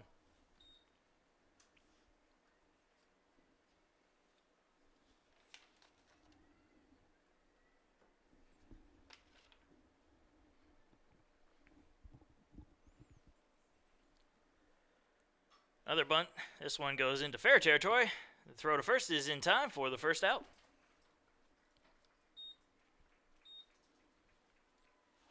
Right fielder, Stephanie Harkness.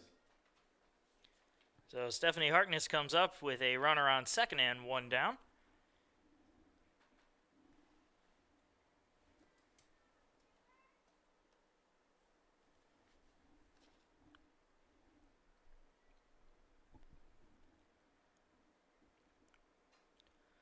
Falling off the first pitch for strike one.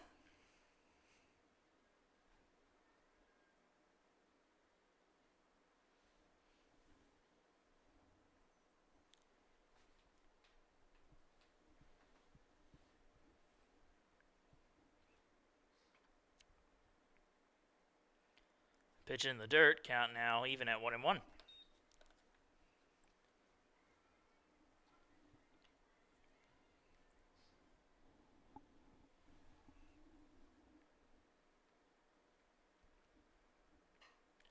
There's a line drive into center field, out dropping for a base hit.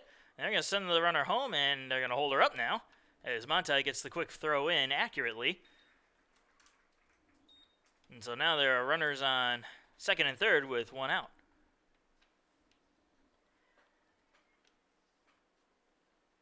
Shortstop, Meredith Heyer. Now Meredith Heyer will come up with the runners on and one down.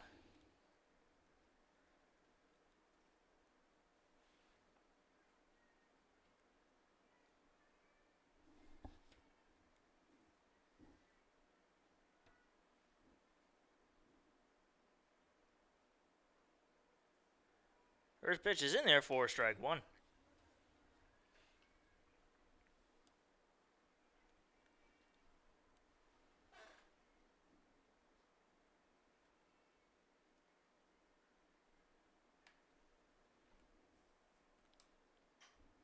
Popped up on the first base side in foul territory over towards the Pacer dugout, and nobody's going to be able to get that. So the count will be 0-2.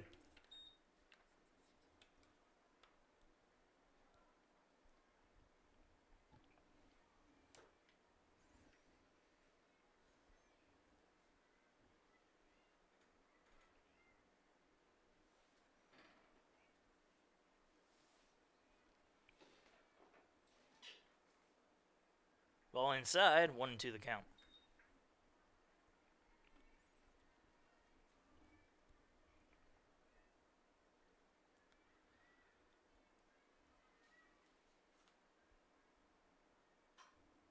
That'll be popped up into right field, and probably he's going to score a run as the runner's tag. Here comes the throw, and that's going to be cut off. So a run's going to score, adding to the North Georgia lead as they now lead 3-0 with a runner on third and 2 down. Catcher, Jessica Finch. And that will bring up Jessica Finch.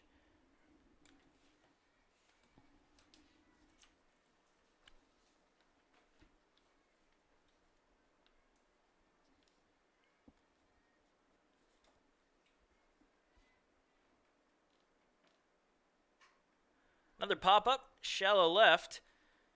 And Montai is going to make the catch and kind of making a little bit of a dive out there for the third and final out. But North Georgia gets one more as they lead the Pacers 3-0 going into the bottom of the third.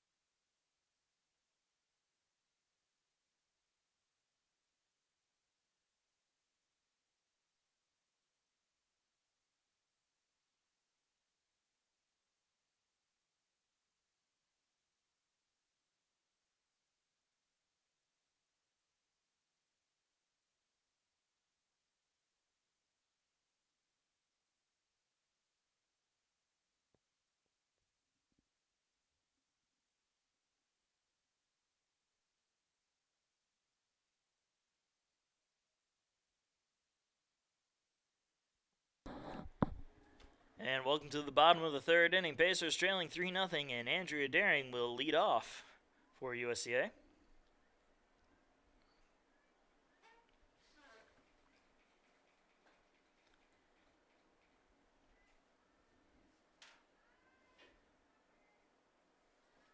First pitch is a little miss for ball one.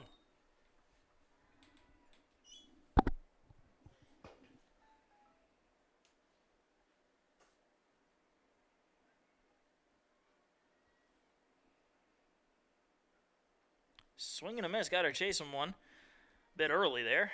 Evens the count at 1-1.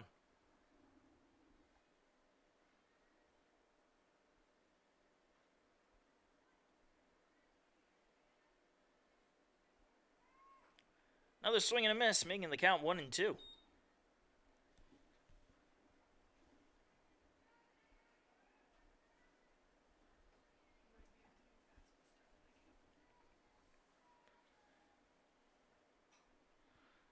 Going out for that one and fouling it off was Daring.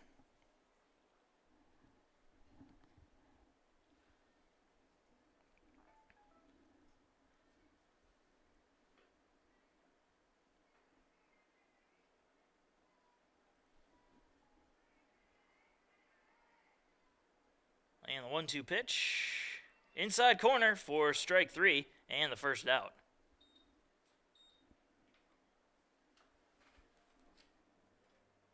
Now batting number 6, Lindsay Dorgan.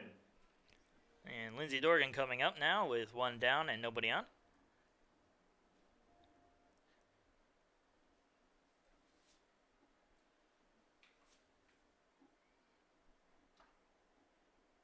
A swing and a miss there for strike one.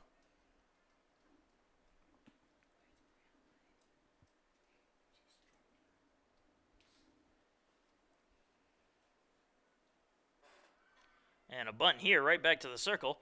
The throw to first is in time for the second out.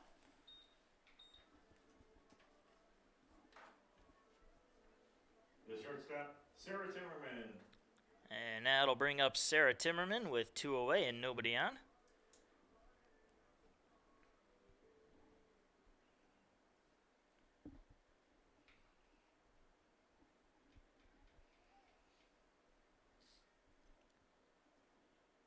Swing and a miss on the first pitch for strike one.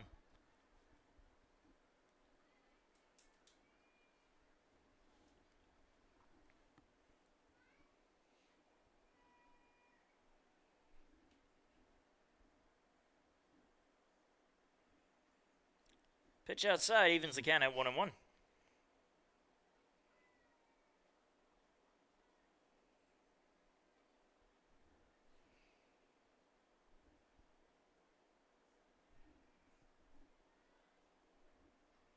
Another swing and a miss, and the count 1-2.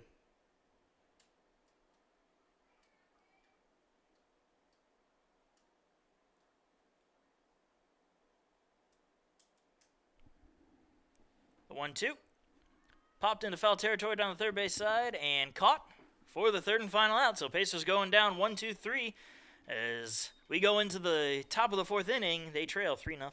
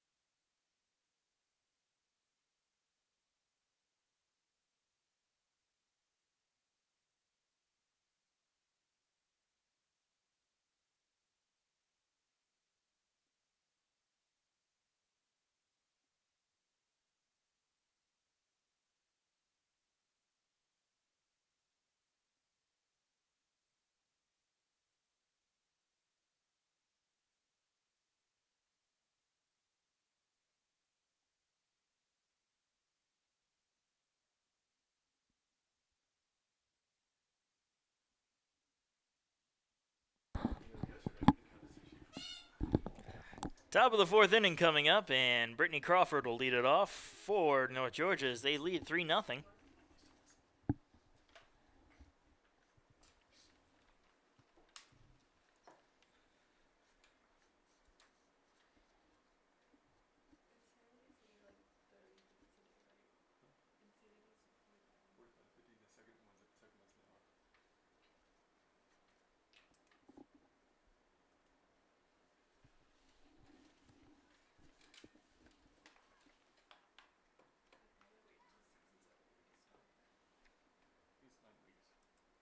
And here's the first pitch of the fourth, and it's going to miss for ball one.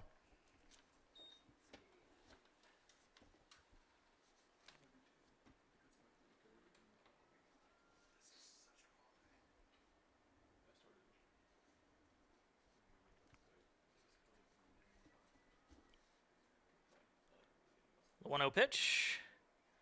Off speeder finds the strike zone to even the count at 1-1.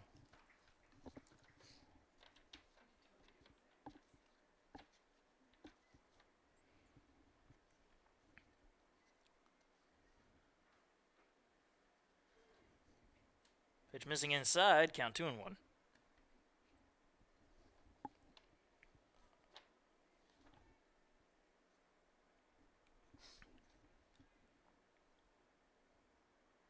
That one in the dirt, 3-1 the count.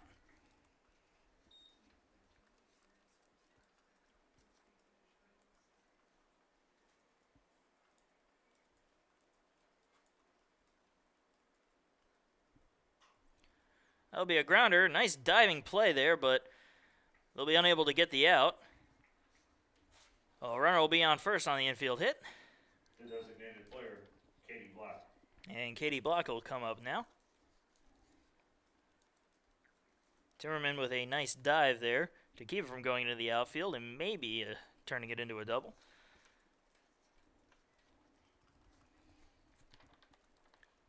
So with a runner on first and nobody out, Katie Block steps in and swings at the first pitch for strike one.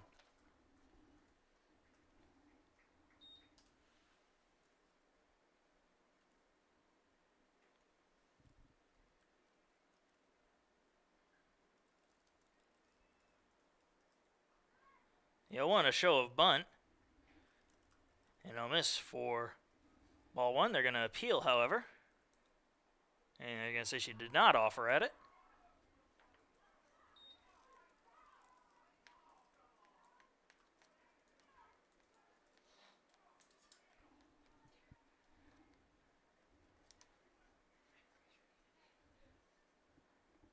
The 1-1. Another bunt. This time she does offer at it. And the count 1-2.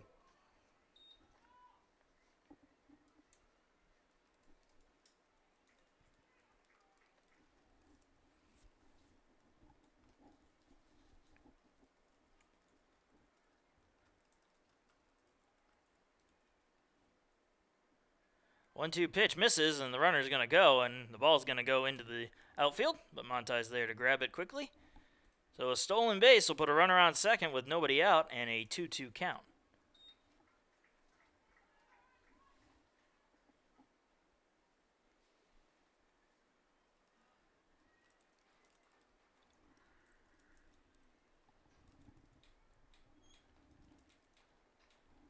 That one will be fouled off, keeping the count at 2-2.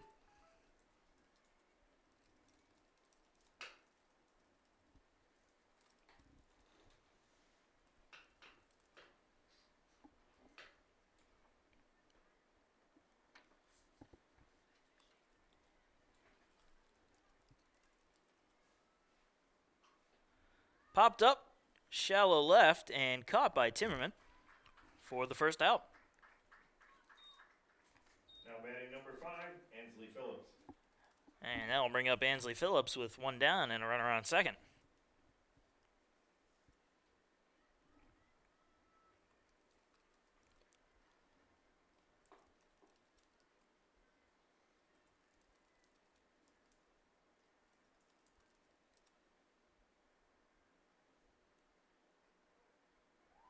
That pitch found in the strike zone for strike one.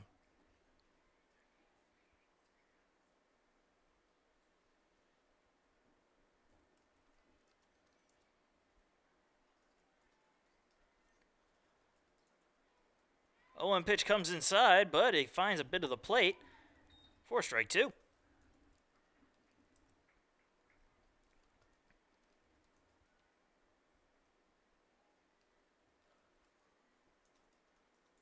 That one's going to be high. Count now 1-2.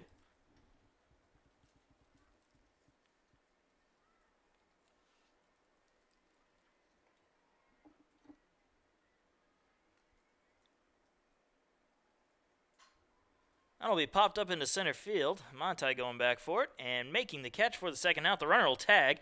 The throw comes into third, and the tag is applied, but not in time. So Crawford will be safe. And with two down and a runner on third, we're going to see Alexis Collis coming up.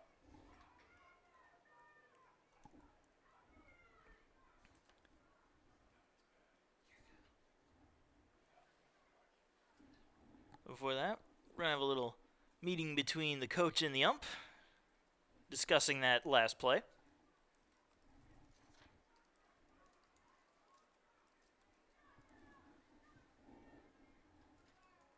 The center fielder, Alexis Collis. And now Collis will step up with two down and a runner on third base.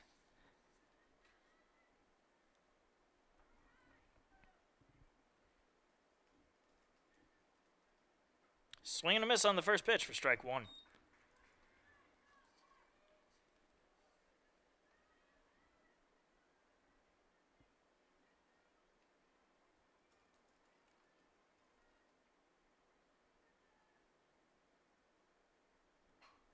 Ground ball to third. And the throw to first is in time for the third and final out. So Pacers hold North Georgia scoreless in the top half of the fourth as we go into the bottom of the fourth. 3-0 the score.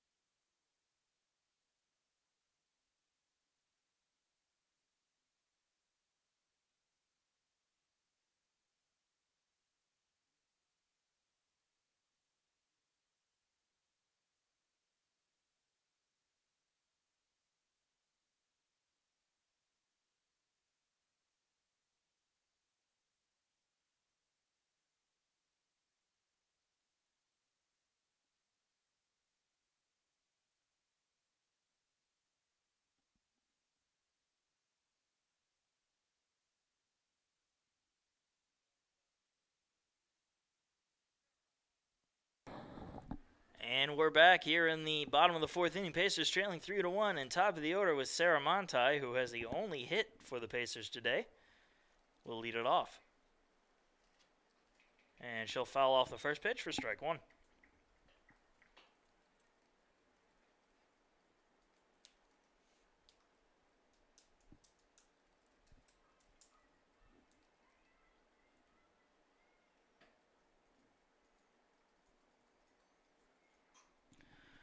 And a little pop fly to second base will be caught for the first out. The right fielder, Sydney Kate Murphy. And that will bring up Sydney Kate Murphy with one down and nobody on.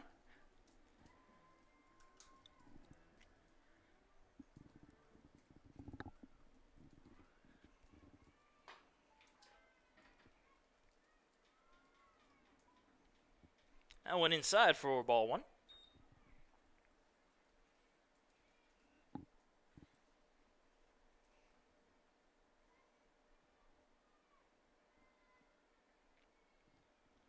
The 1-0 pitch.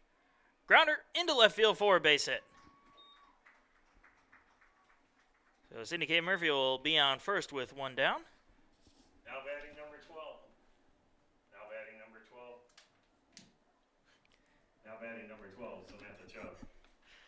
And Samantha Chubb will come up now with one down and a runner on first. Next year we're gonna have a wireless mic for you. I promise. Thank you. And maybe none of this. And I pulled the mic out the plug. First pitch will miss outside for ball one. If I pull the plug out, it doesn't help. So 1-0 count to Chubb. There's going to be a slow grounder to third. They'll flip to second for one. The throw to first is not going to be in time as Chubb beats it out. So now a runner on first base and two out. The pitcher, Chandler Terrapin. And now Chandler Terrapin will come up.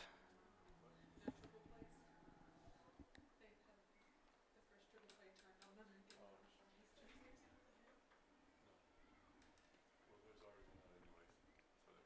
So assume we should have played. And the first pitch will be fouled back for strike one.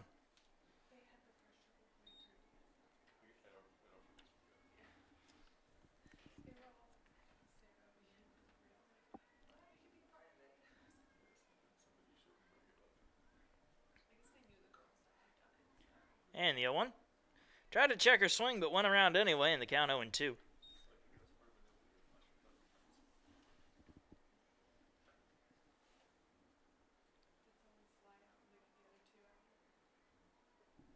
Oh, 2 pitch. Gonna miss high, and the count now 1-2.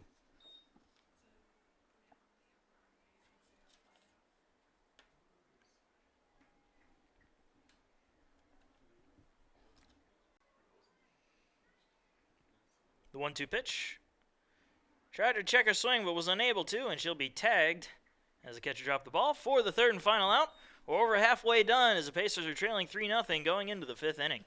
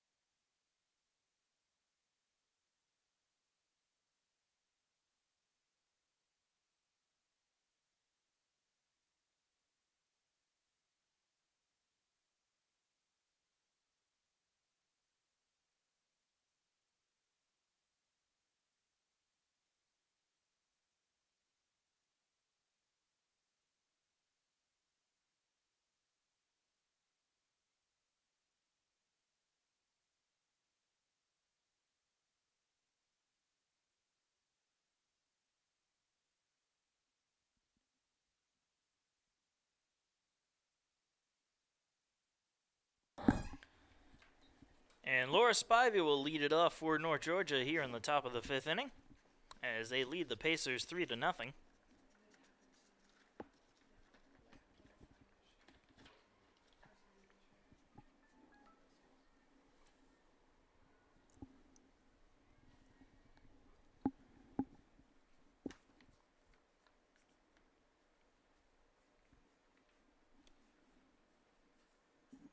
First pitch finding the upper part of the plate for strike 1.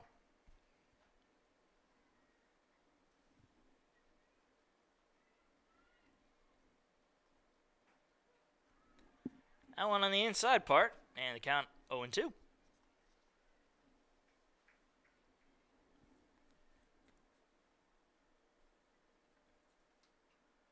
That one will be fouled off, and it'll keep the count at 0-2.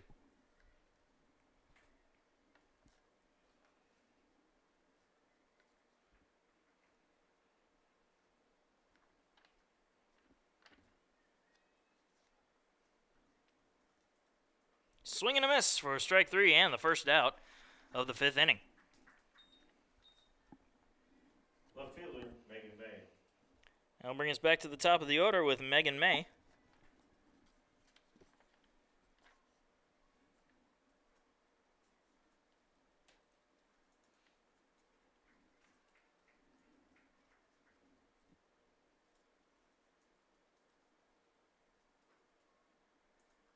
And she'll let the first pitch go by for ball 1.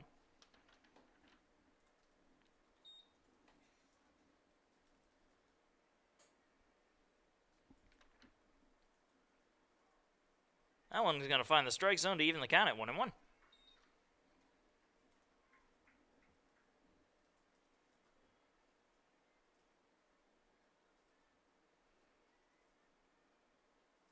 Pitch a bit high. Count now 2-1.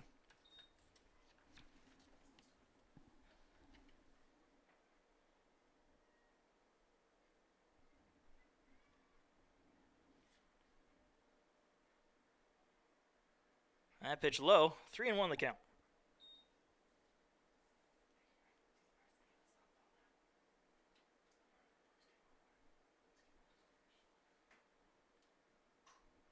That was going to be a fly ball into right field. Now it'll drop in and go to the wall for a base hit.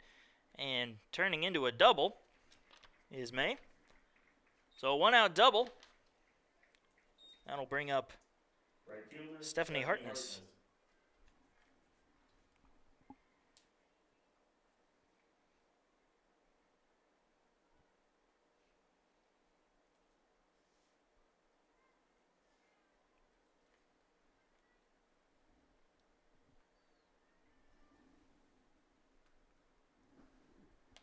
First pitch is in there for call strike 1.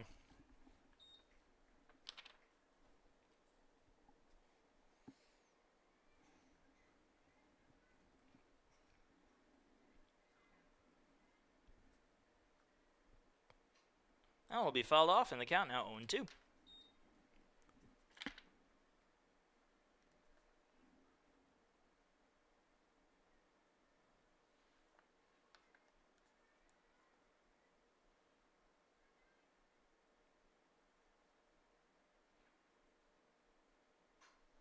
Popped up into left field. And that one will be caught for the second out, and that will hold May at second. Now batting number 11, Meredith Heyer. And Meredith Heyer now comes up with 2 outs and a runner on second base.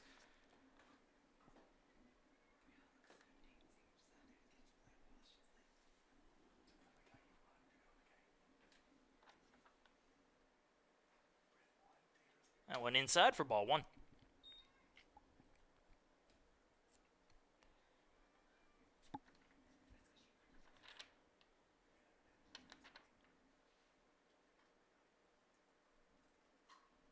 Grounded to third, and the throw to first is in time for the third and final out. So North Georgia held scoreless for the second straight inning as we go into the bottom of the fifth. 3-0 still the score.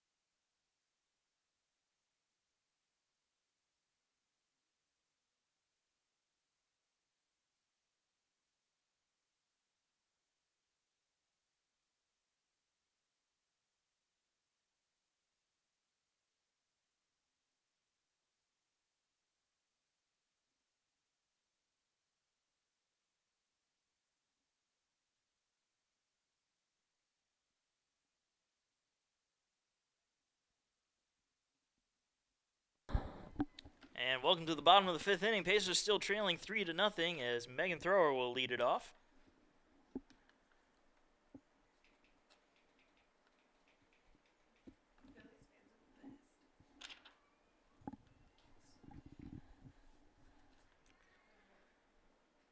And the first pitch is high for ball 1.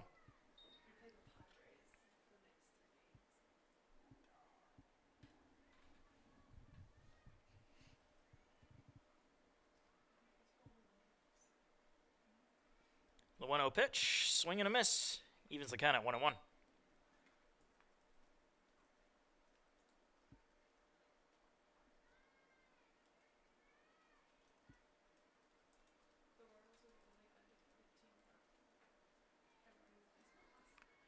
That one will miss outside, 2-1 the count.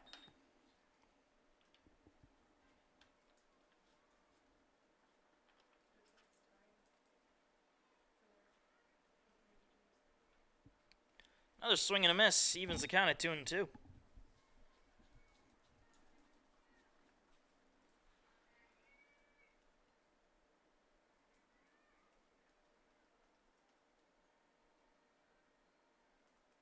And another swing and a miss for strike 3 and the first out of the fifth. Designated player, Carly Kynard. And Carly Kynard now comes up with 1 away and nobody on.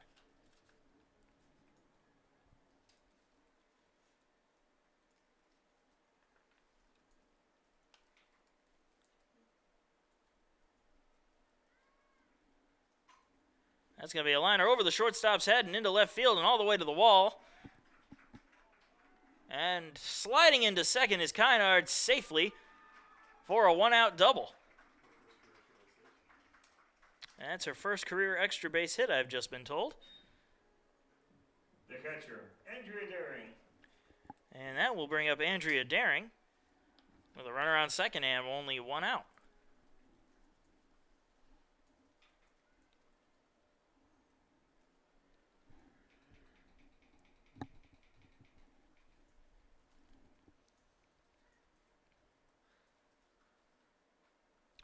First pitch is high for ball one.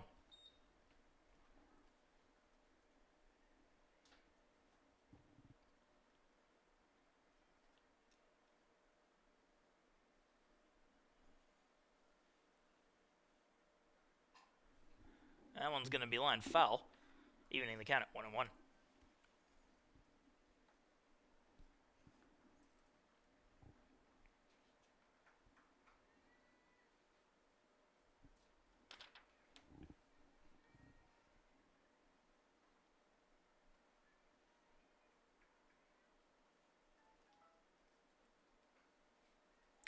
That one will miss outside, 2-1 the count.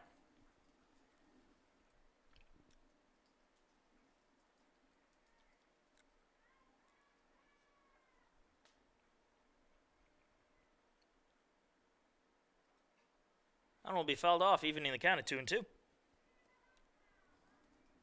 2 balls, 2 strikes, 1 out, runner on second base. Daring at the plate, 3-0 the score, bottom of the 5th inning.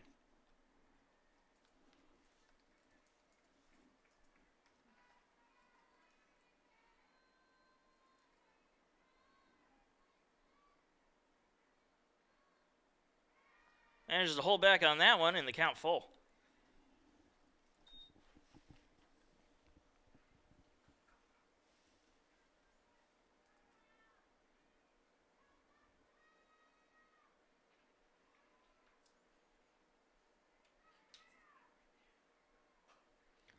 A little blooper fly ball to second, which will be caught for the second out. And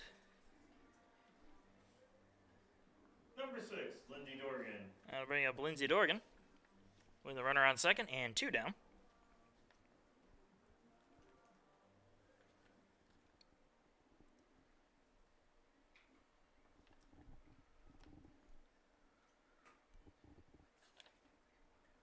Swing and a miss on the first pitch for strike 1.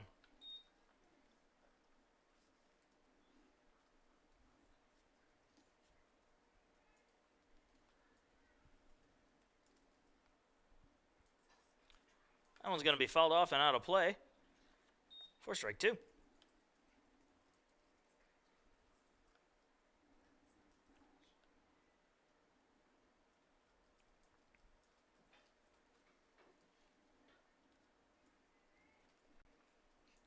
The 0-2 pitch is a swing and a miss for strike 3, and the third and final out of the inning.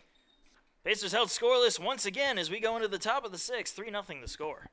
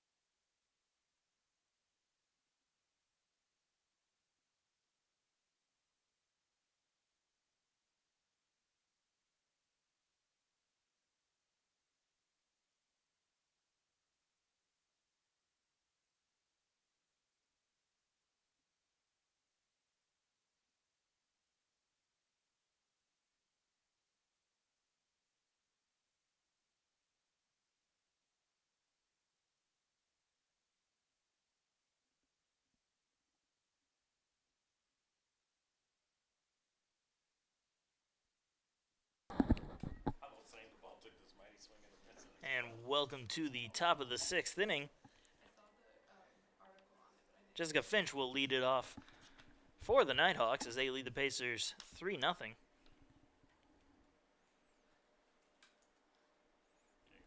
watch it if you want.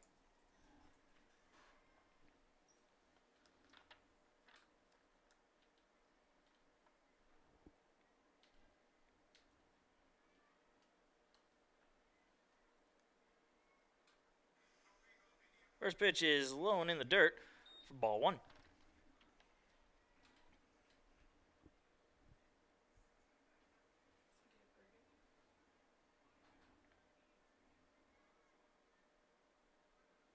And the 1-0 pitch.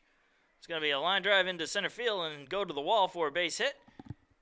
And that's all she's going to get as a throw into second will hold her at first.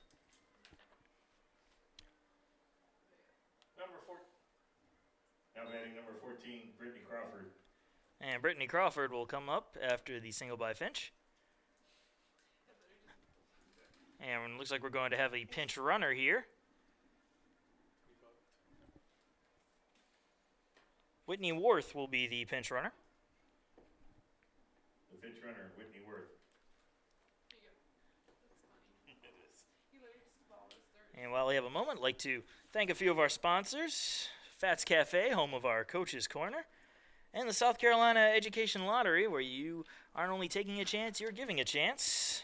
Along with Bronze Body Tanning Salon and Quality Inn and Suites. Also like to thank Tyler's Tire and Auto Center and Danny Michaelis of State Farm Insurance. And the first pitch is high for ball 1.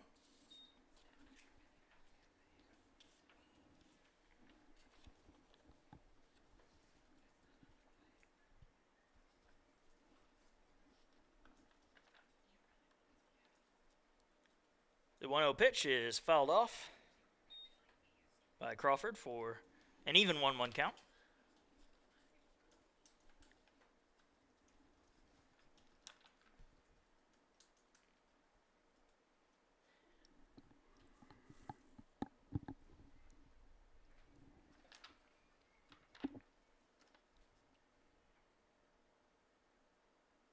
Pitch is low, 2-1 the count.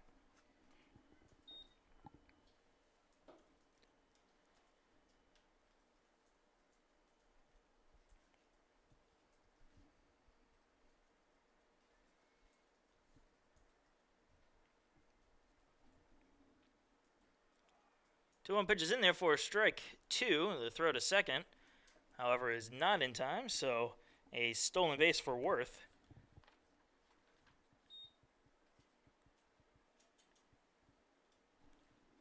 So with that, there's a runner on second base with nobody out and a 2-2 count.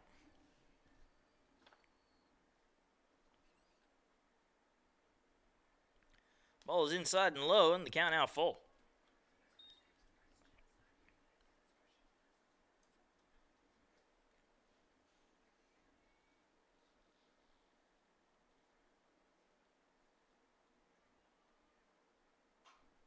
That one's popped up into center field. Monti coming over and making the catch. The runner is thinking about tagging, but had second thoughts as Monti throws it in. Designated player, Katie Block. And Katie Block will come up now with a runner on second and only one out.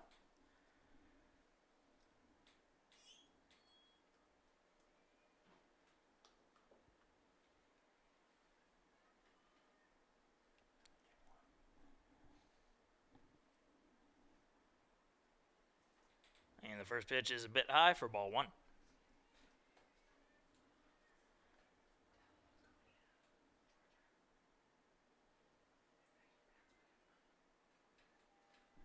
The 1-0 pitch be a bit high and 2-0 the count.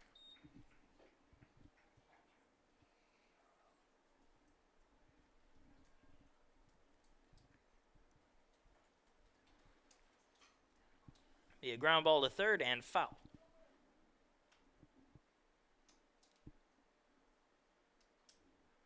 Throw it over to first just in case it was fair anyway, but count 2-1.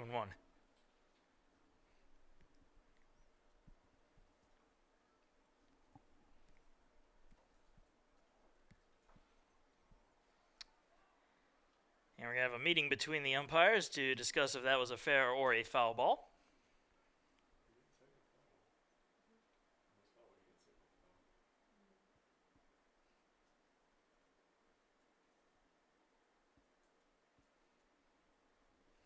And it looks like they're agreeing that it was a foul ball, so the count will be 2-1 to block.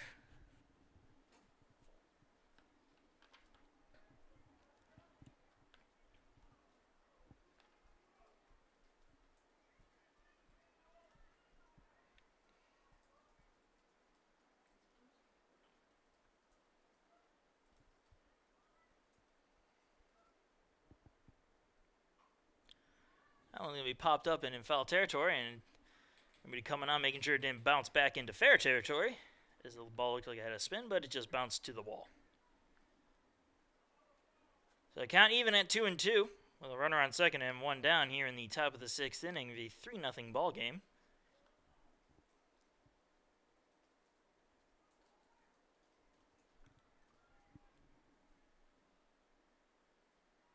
That pitch high and the count now full.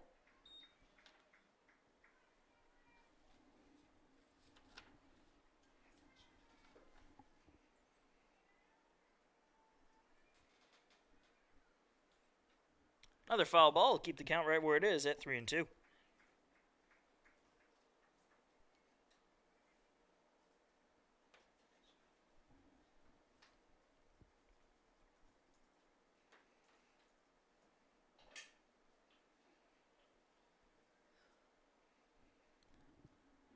Once again, the 3-2 pitch. That'll be fouled off her leg, keeping the count at 3-2.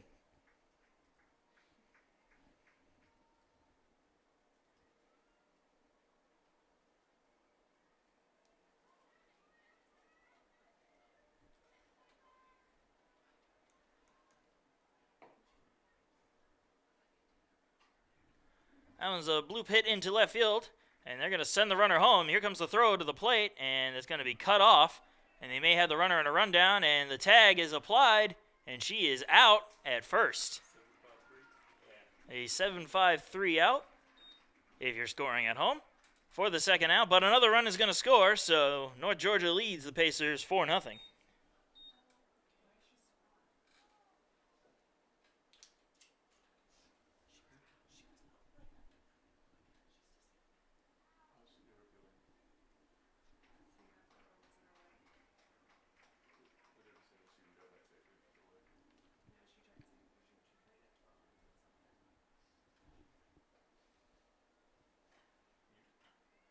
Number 5, Ansley Phillips.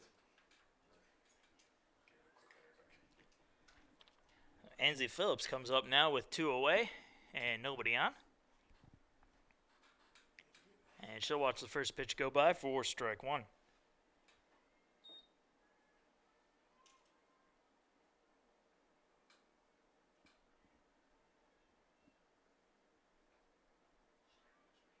That one's going to miss high, evens the count at 1-1.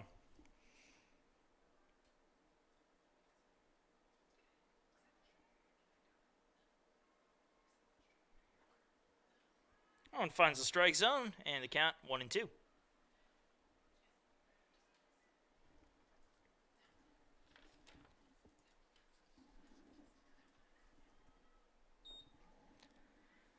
And a swing and a foul ball there. We'll keep the count at 1-2.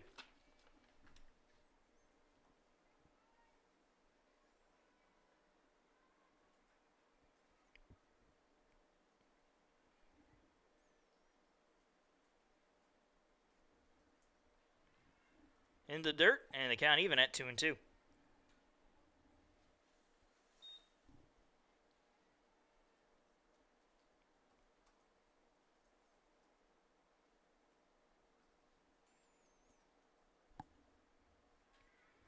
And the count full as that one misses high.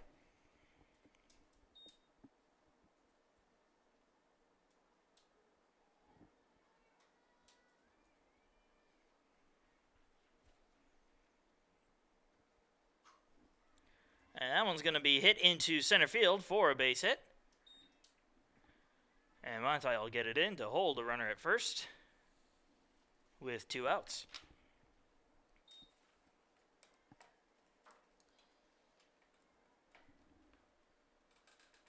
Pinch hitter number 15, Kelly Kaler.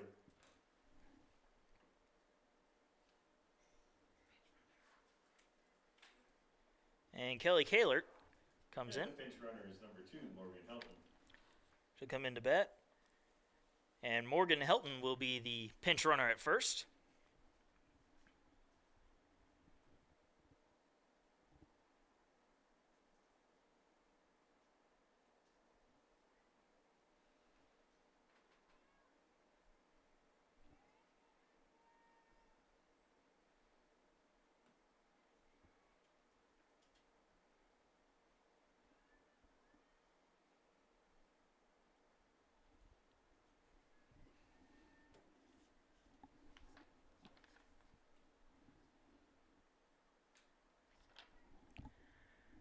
And the first pitch misses for ball 1.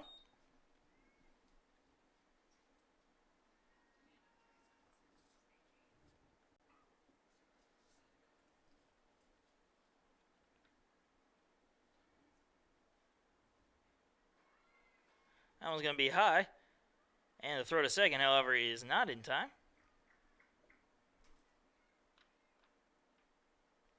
So another stolen base for North Georgia puts a runner on second with 2 outs.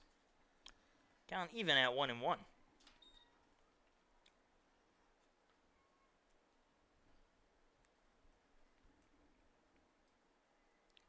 Managed to hold back on that swing as the ball was low and outside for ball 2.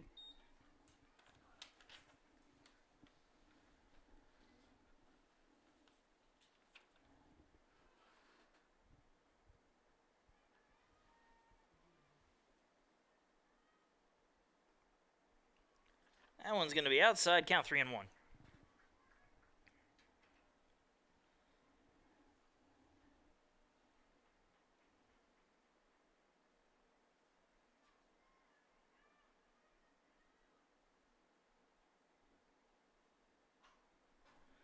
There's a little liner into left field, and that'll be caught for the third and final out. But North Georgia gets one more. They lead the Pacers 4-0 going into the bottom of the 6th.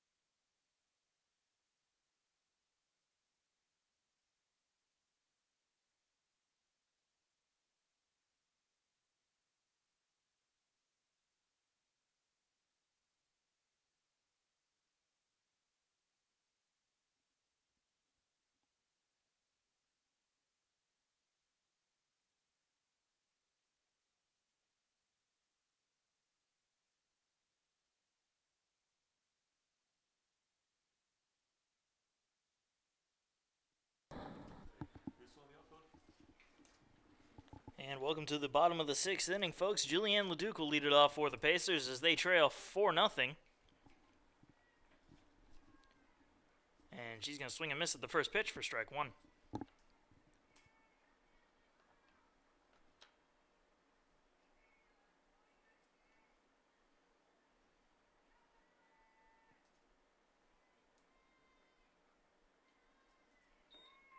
And that one will miss outside, evens the count at 1-1.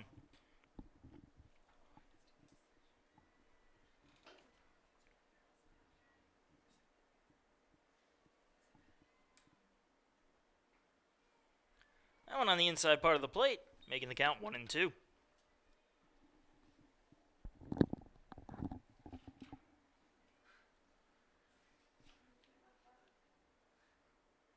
And that's going to hit Leduc, so she'll head on down to first.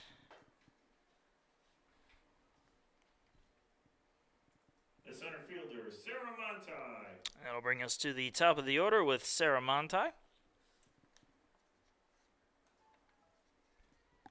now we're going to pinch runner too. It's probably going to be back at Timmerman. Yeah. So we'll just leave it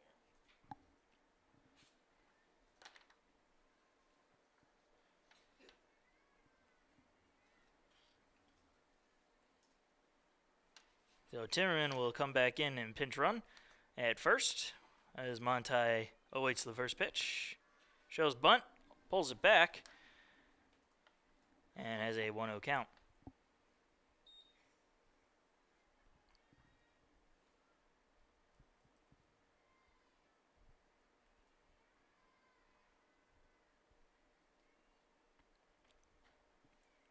That pitch falls into the strike zone to even the count at 1-1.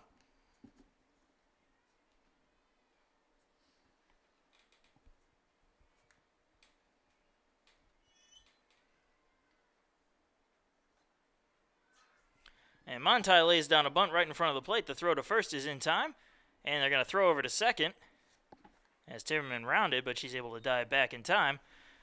So the sac bunt works, and the Pacers now have a runner on second with only one down. Right fielder, Sydney Kate Murphy. And that will bring up Sydney Kate Murphy with a runner on second.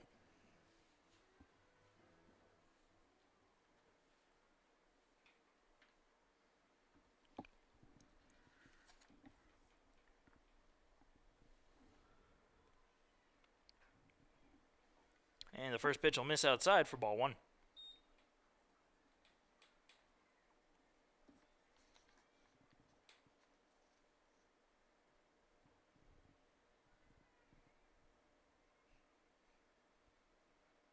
Swing and a miss on that one, evens the count at 1-1.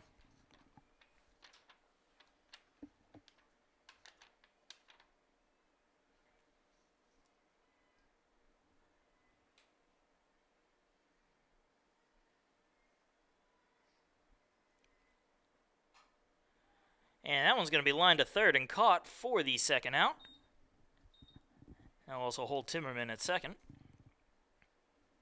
And it'll bring up Samantha Chubb. Number 12, Samantha Chubb.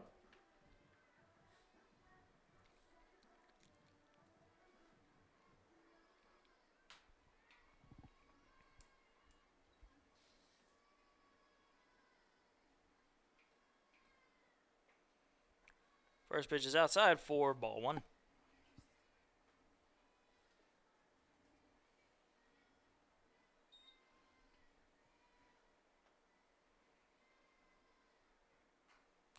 And a line drive to short, which is caught for the third and final out. As we go into the top of the seventh, Pacers still trailing 4-0.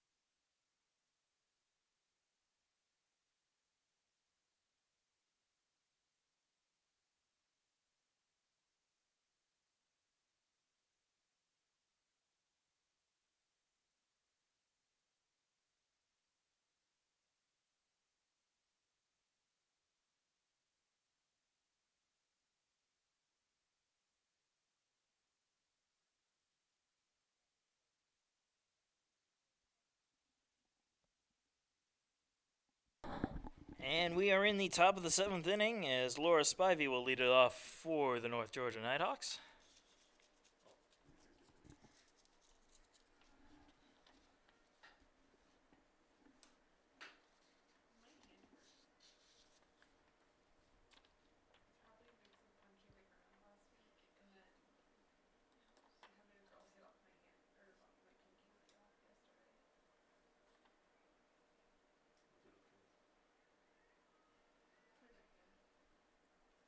Swing and a miss on the first pitch for strike one.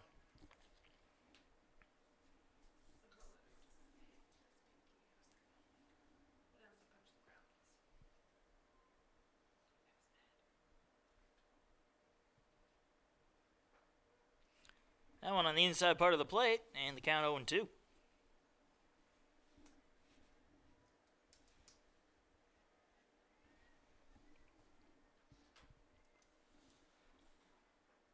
That one high, count 1-2.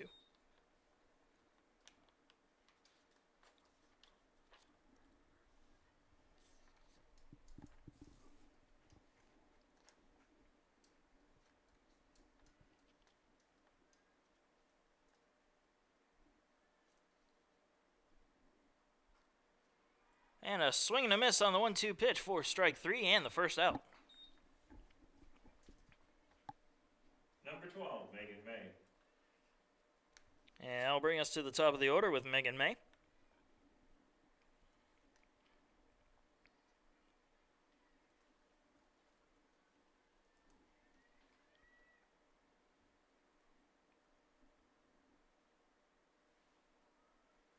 Tried to check her swing, but was unable to. And the first pitch is in there for strike one.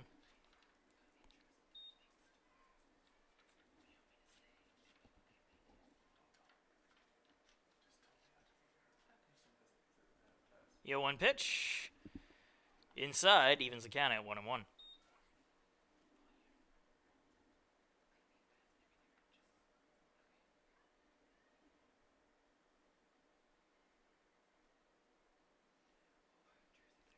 Now missing high and outside, and count 2-1.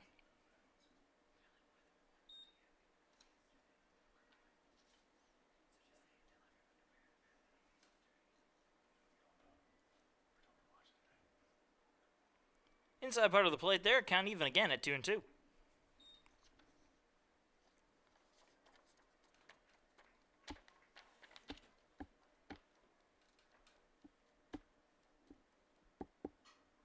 And there's a ground ball. Chubb dives for it. The throw to first, however, is not in time.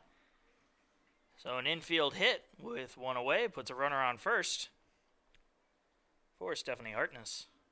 Now batting number 9, Stephanie Hartness.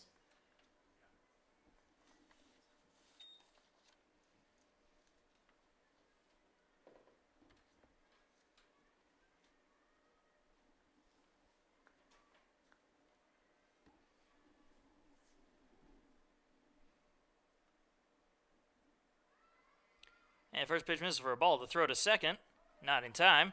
And another stolen base for North Georgia, putting a runner on second with only one out.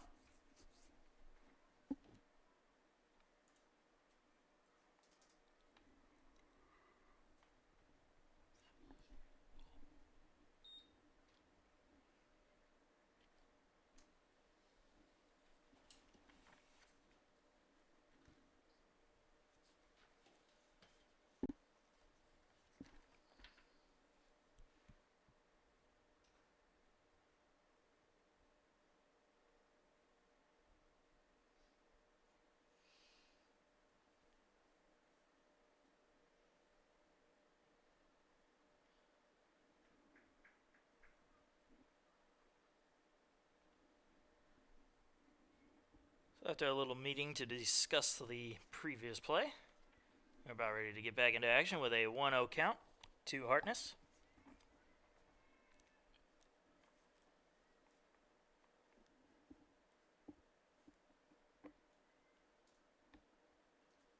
That one's going to go high and to the backstop, allowing the runner to advance to third. So now a runner on third base with a 2-0 count and only one down.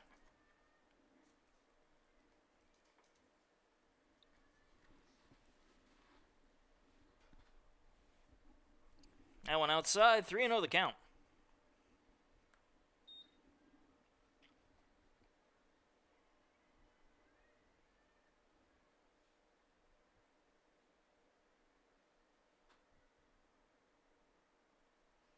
And ball 4 will send the runner down to first, but they managed to pick off the runner at third with a quick snap throw.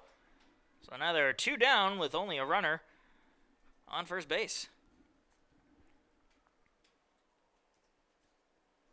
Number 11, Meredith Hyder.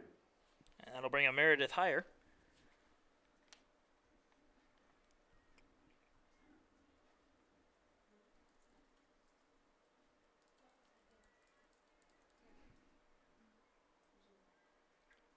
First pitch is going to miss for ball 1.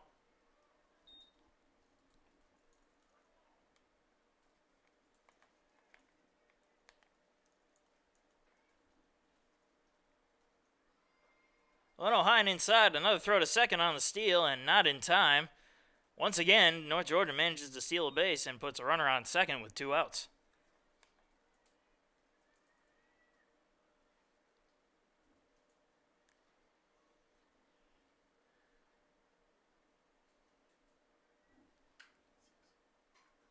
And that one's going to be grounded foul down the third base line. So that's the count now 2-1.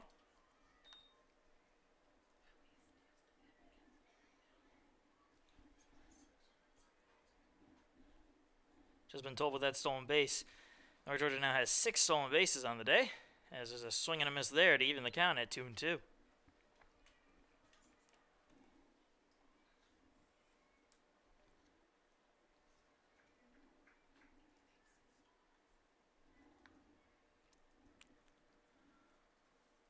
Now missing outside, count full.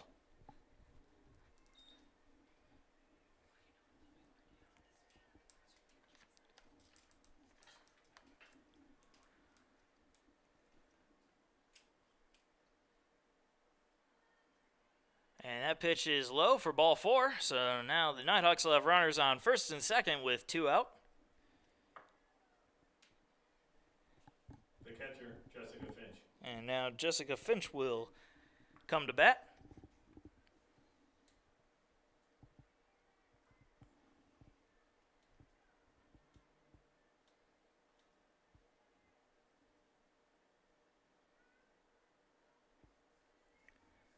First pitch will miss inside for ball 1.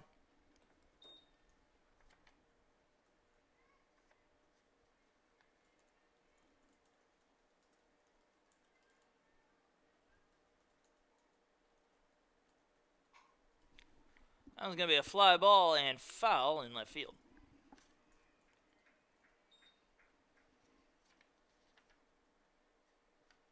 So with that, the count is even at 1-1 with 2 on and 2 out. Top of the 7th inning, 4-0 the score in favor of the Nighthawks.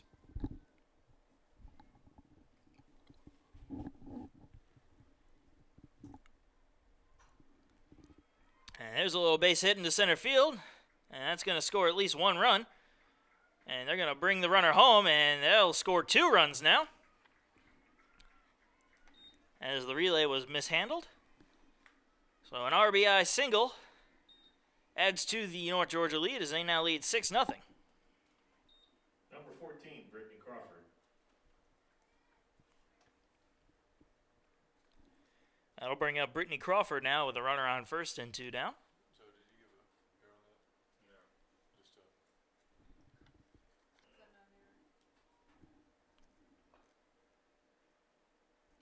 First pitch is in there for strike 1.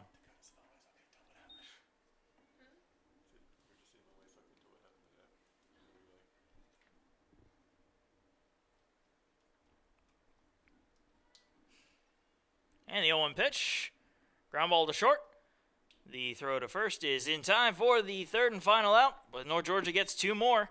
As we go into the bottom of the 7th inning, they lead 6-0.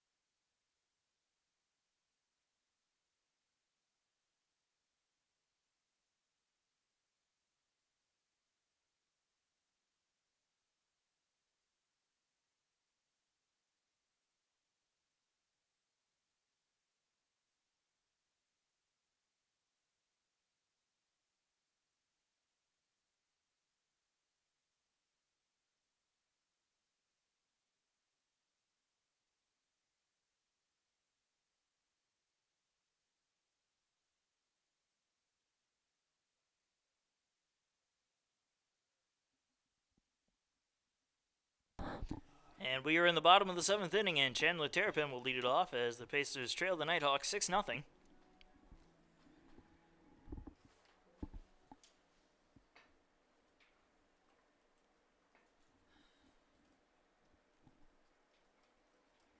First pitch on the outside part of the plate for strike one.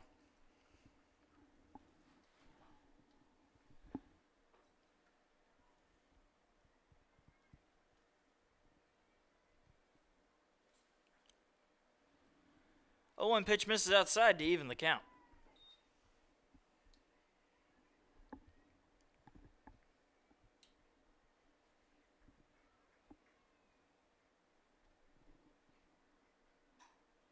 There's a fly ball into center field. And that one is going to be not caught, dropped at the wall. That was a tough play to make, and as the ball entered her glove, she hit the wall, and it popped it right out. So Number 15, Megan Thrower. So a leadoff double will bring up Megan Thrower. And Taylor Allen will come into pinch run. The pinch runner, number 17, Taylor Allen.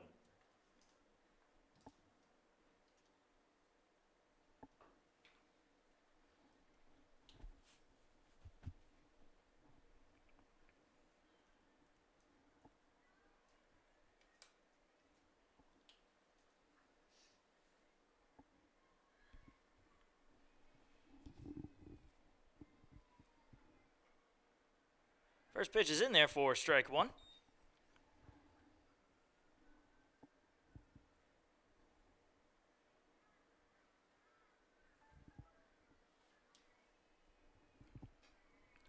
And the 0-1 pitch has popped up on the third base side, and that'll be caught for the first out.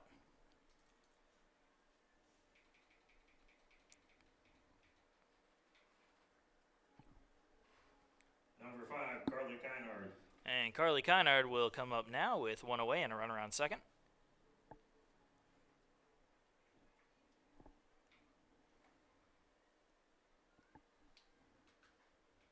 First pitch will miss outside for ball one.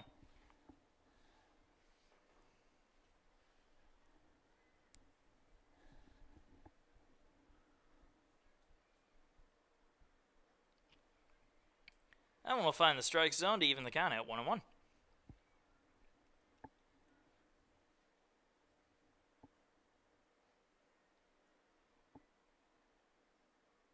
Swing and a miss, count 1-2.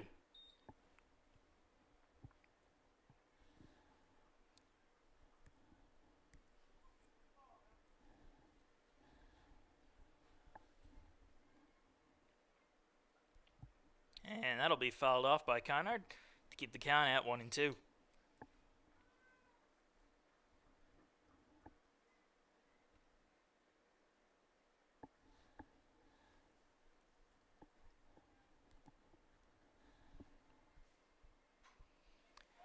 There's a fly ball into center field, and it'll drop in for a base hit. So now the Pacers have runners on the corners with only one down here in the bottom of the 7th inning. Number 25, Andrea Daring. And Andrea Daring will step to the plate now.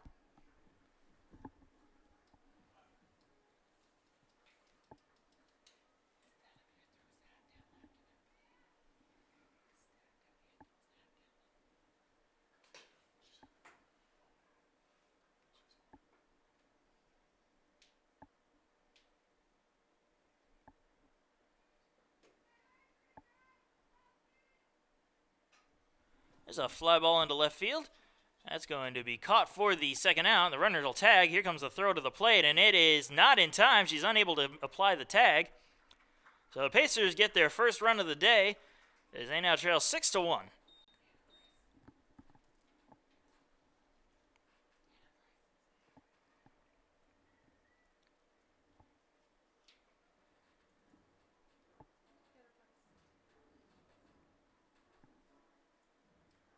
Now batting third, number 33, Hannah Price. And Hannah Price will come up to hit now. Comes up with two down and a runner on first. as the Pacers are down to their last out.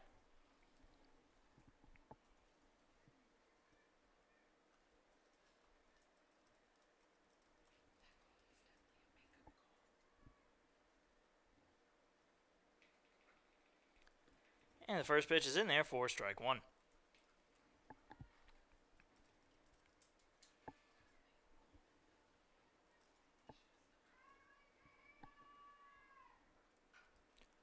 Line drive into center field. That's going to drop in for another base hit. Now the Pacers have 2 on with 2 out. Here in the bottom of the 7th inning.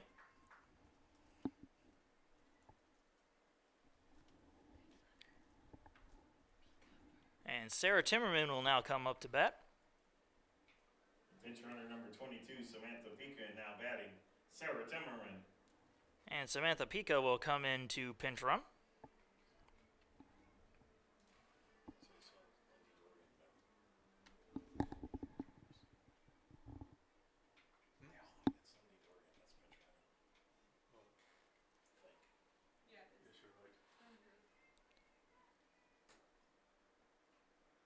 And a slow ground ball back to the circle. The throw to first is in time for the 3rd and final out. So the Pacers will drop Game 2 of the doubleheader as well as Game 1 by a score of 6-1.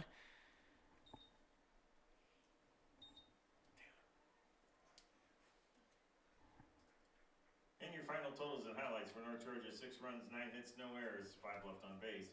For USC Aiken, 1 run, 6 hits, no errors, and 5 left on base. The winning pitcher was Courtney Poole. The losing pitcher, Chandler Terrapin. For the Pacers, the lone RBI goes to Andrea Daring. Stephanie Harkness with a solo homer for the Nighthawks. The University of South Carolina Aiken thanks you for attending this afternoon's game. Asks you to please drive home safely, and good night from Satcher Field. And we thank you all for coming out and watching this game. Softball will be back in action on April 15th when they take on UNC Pembroke at 2 p.m. for a doubleheader, and April 17th against Georgia College for a doubleheader at 1 p.m.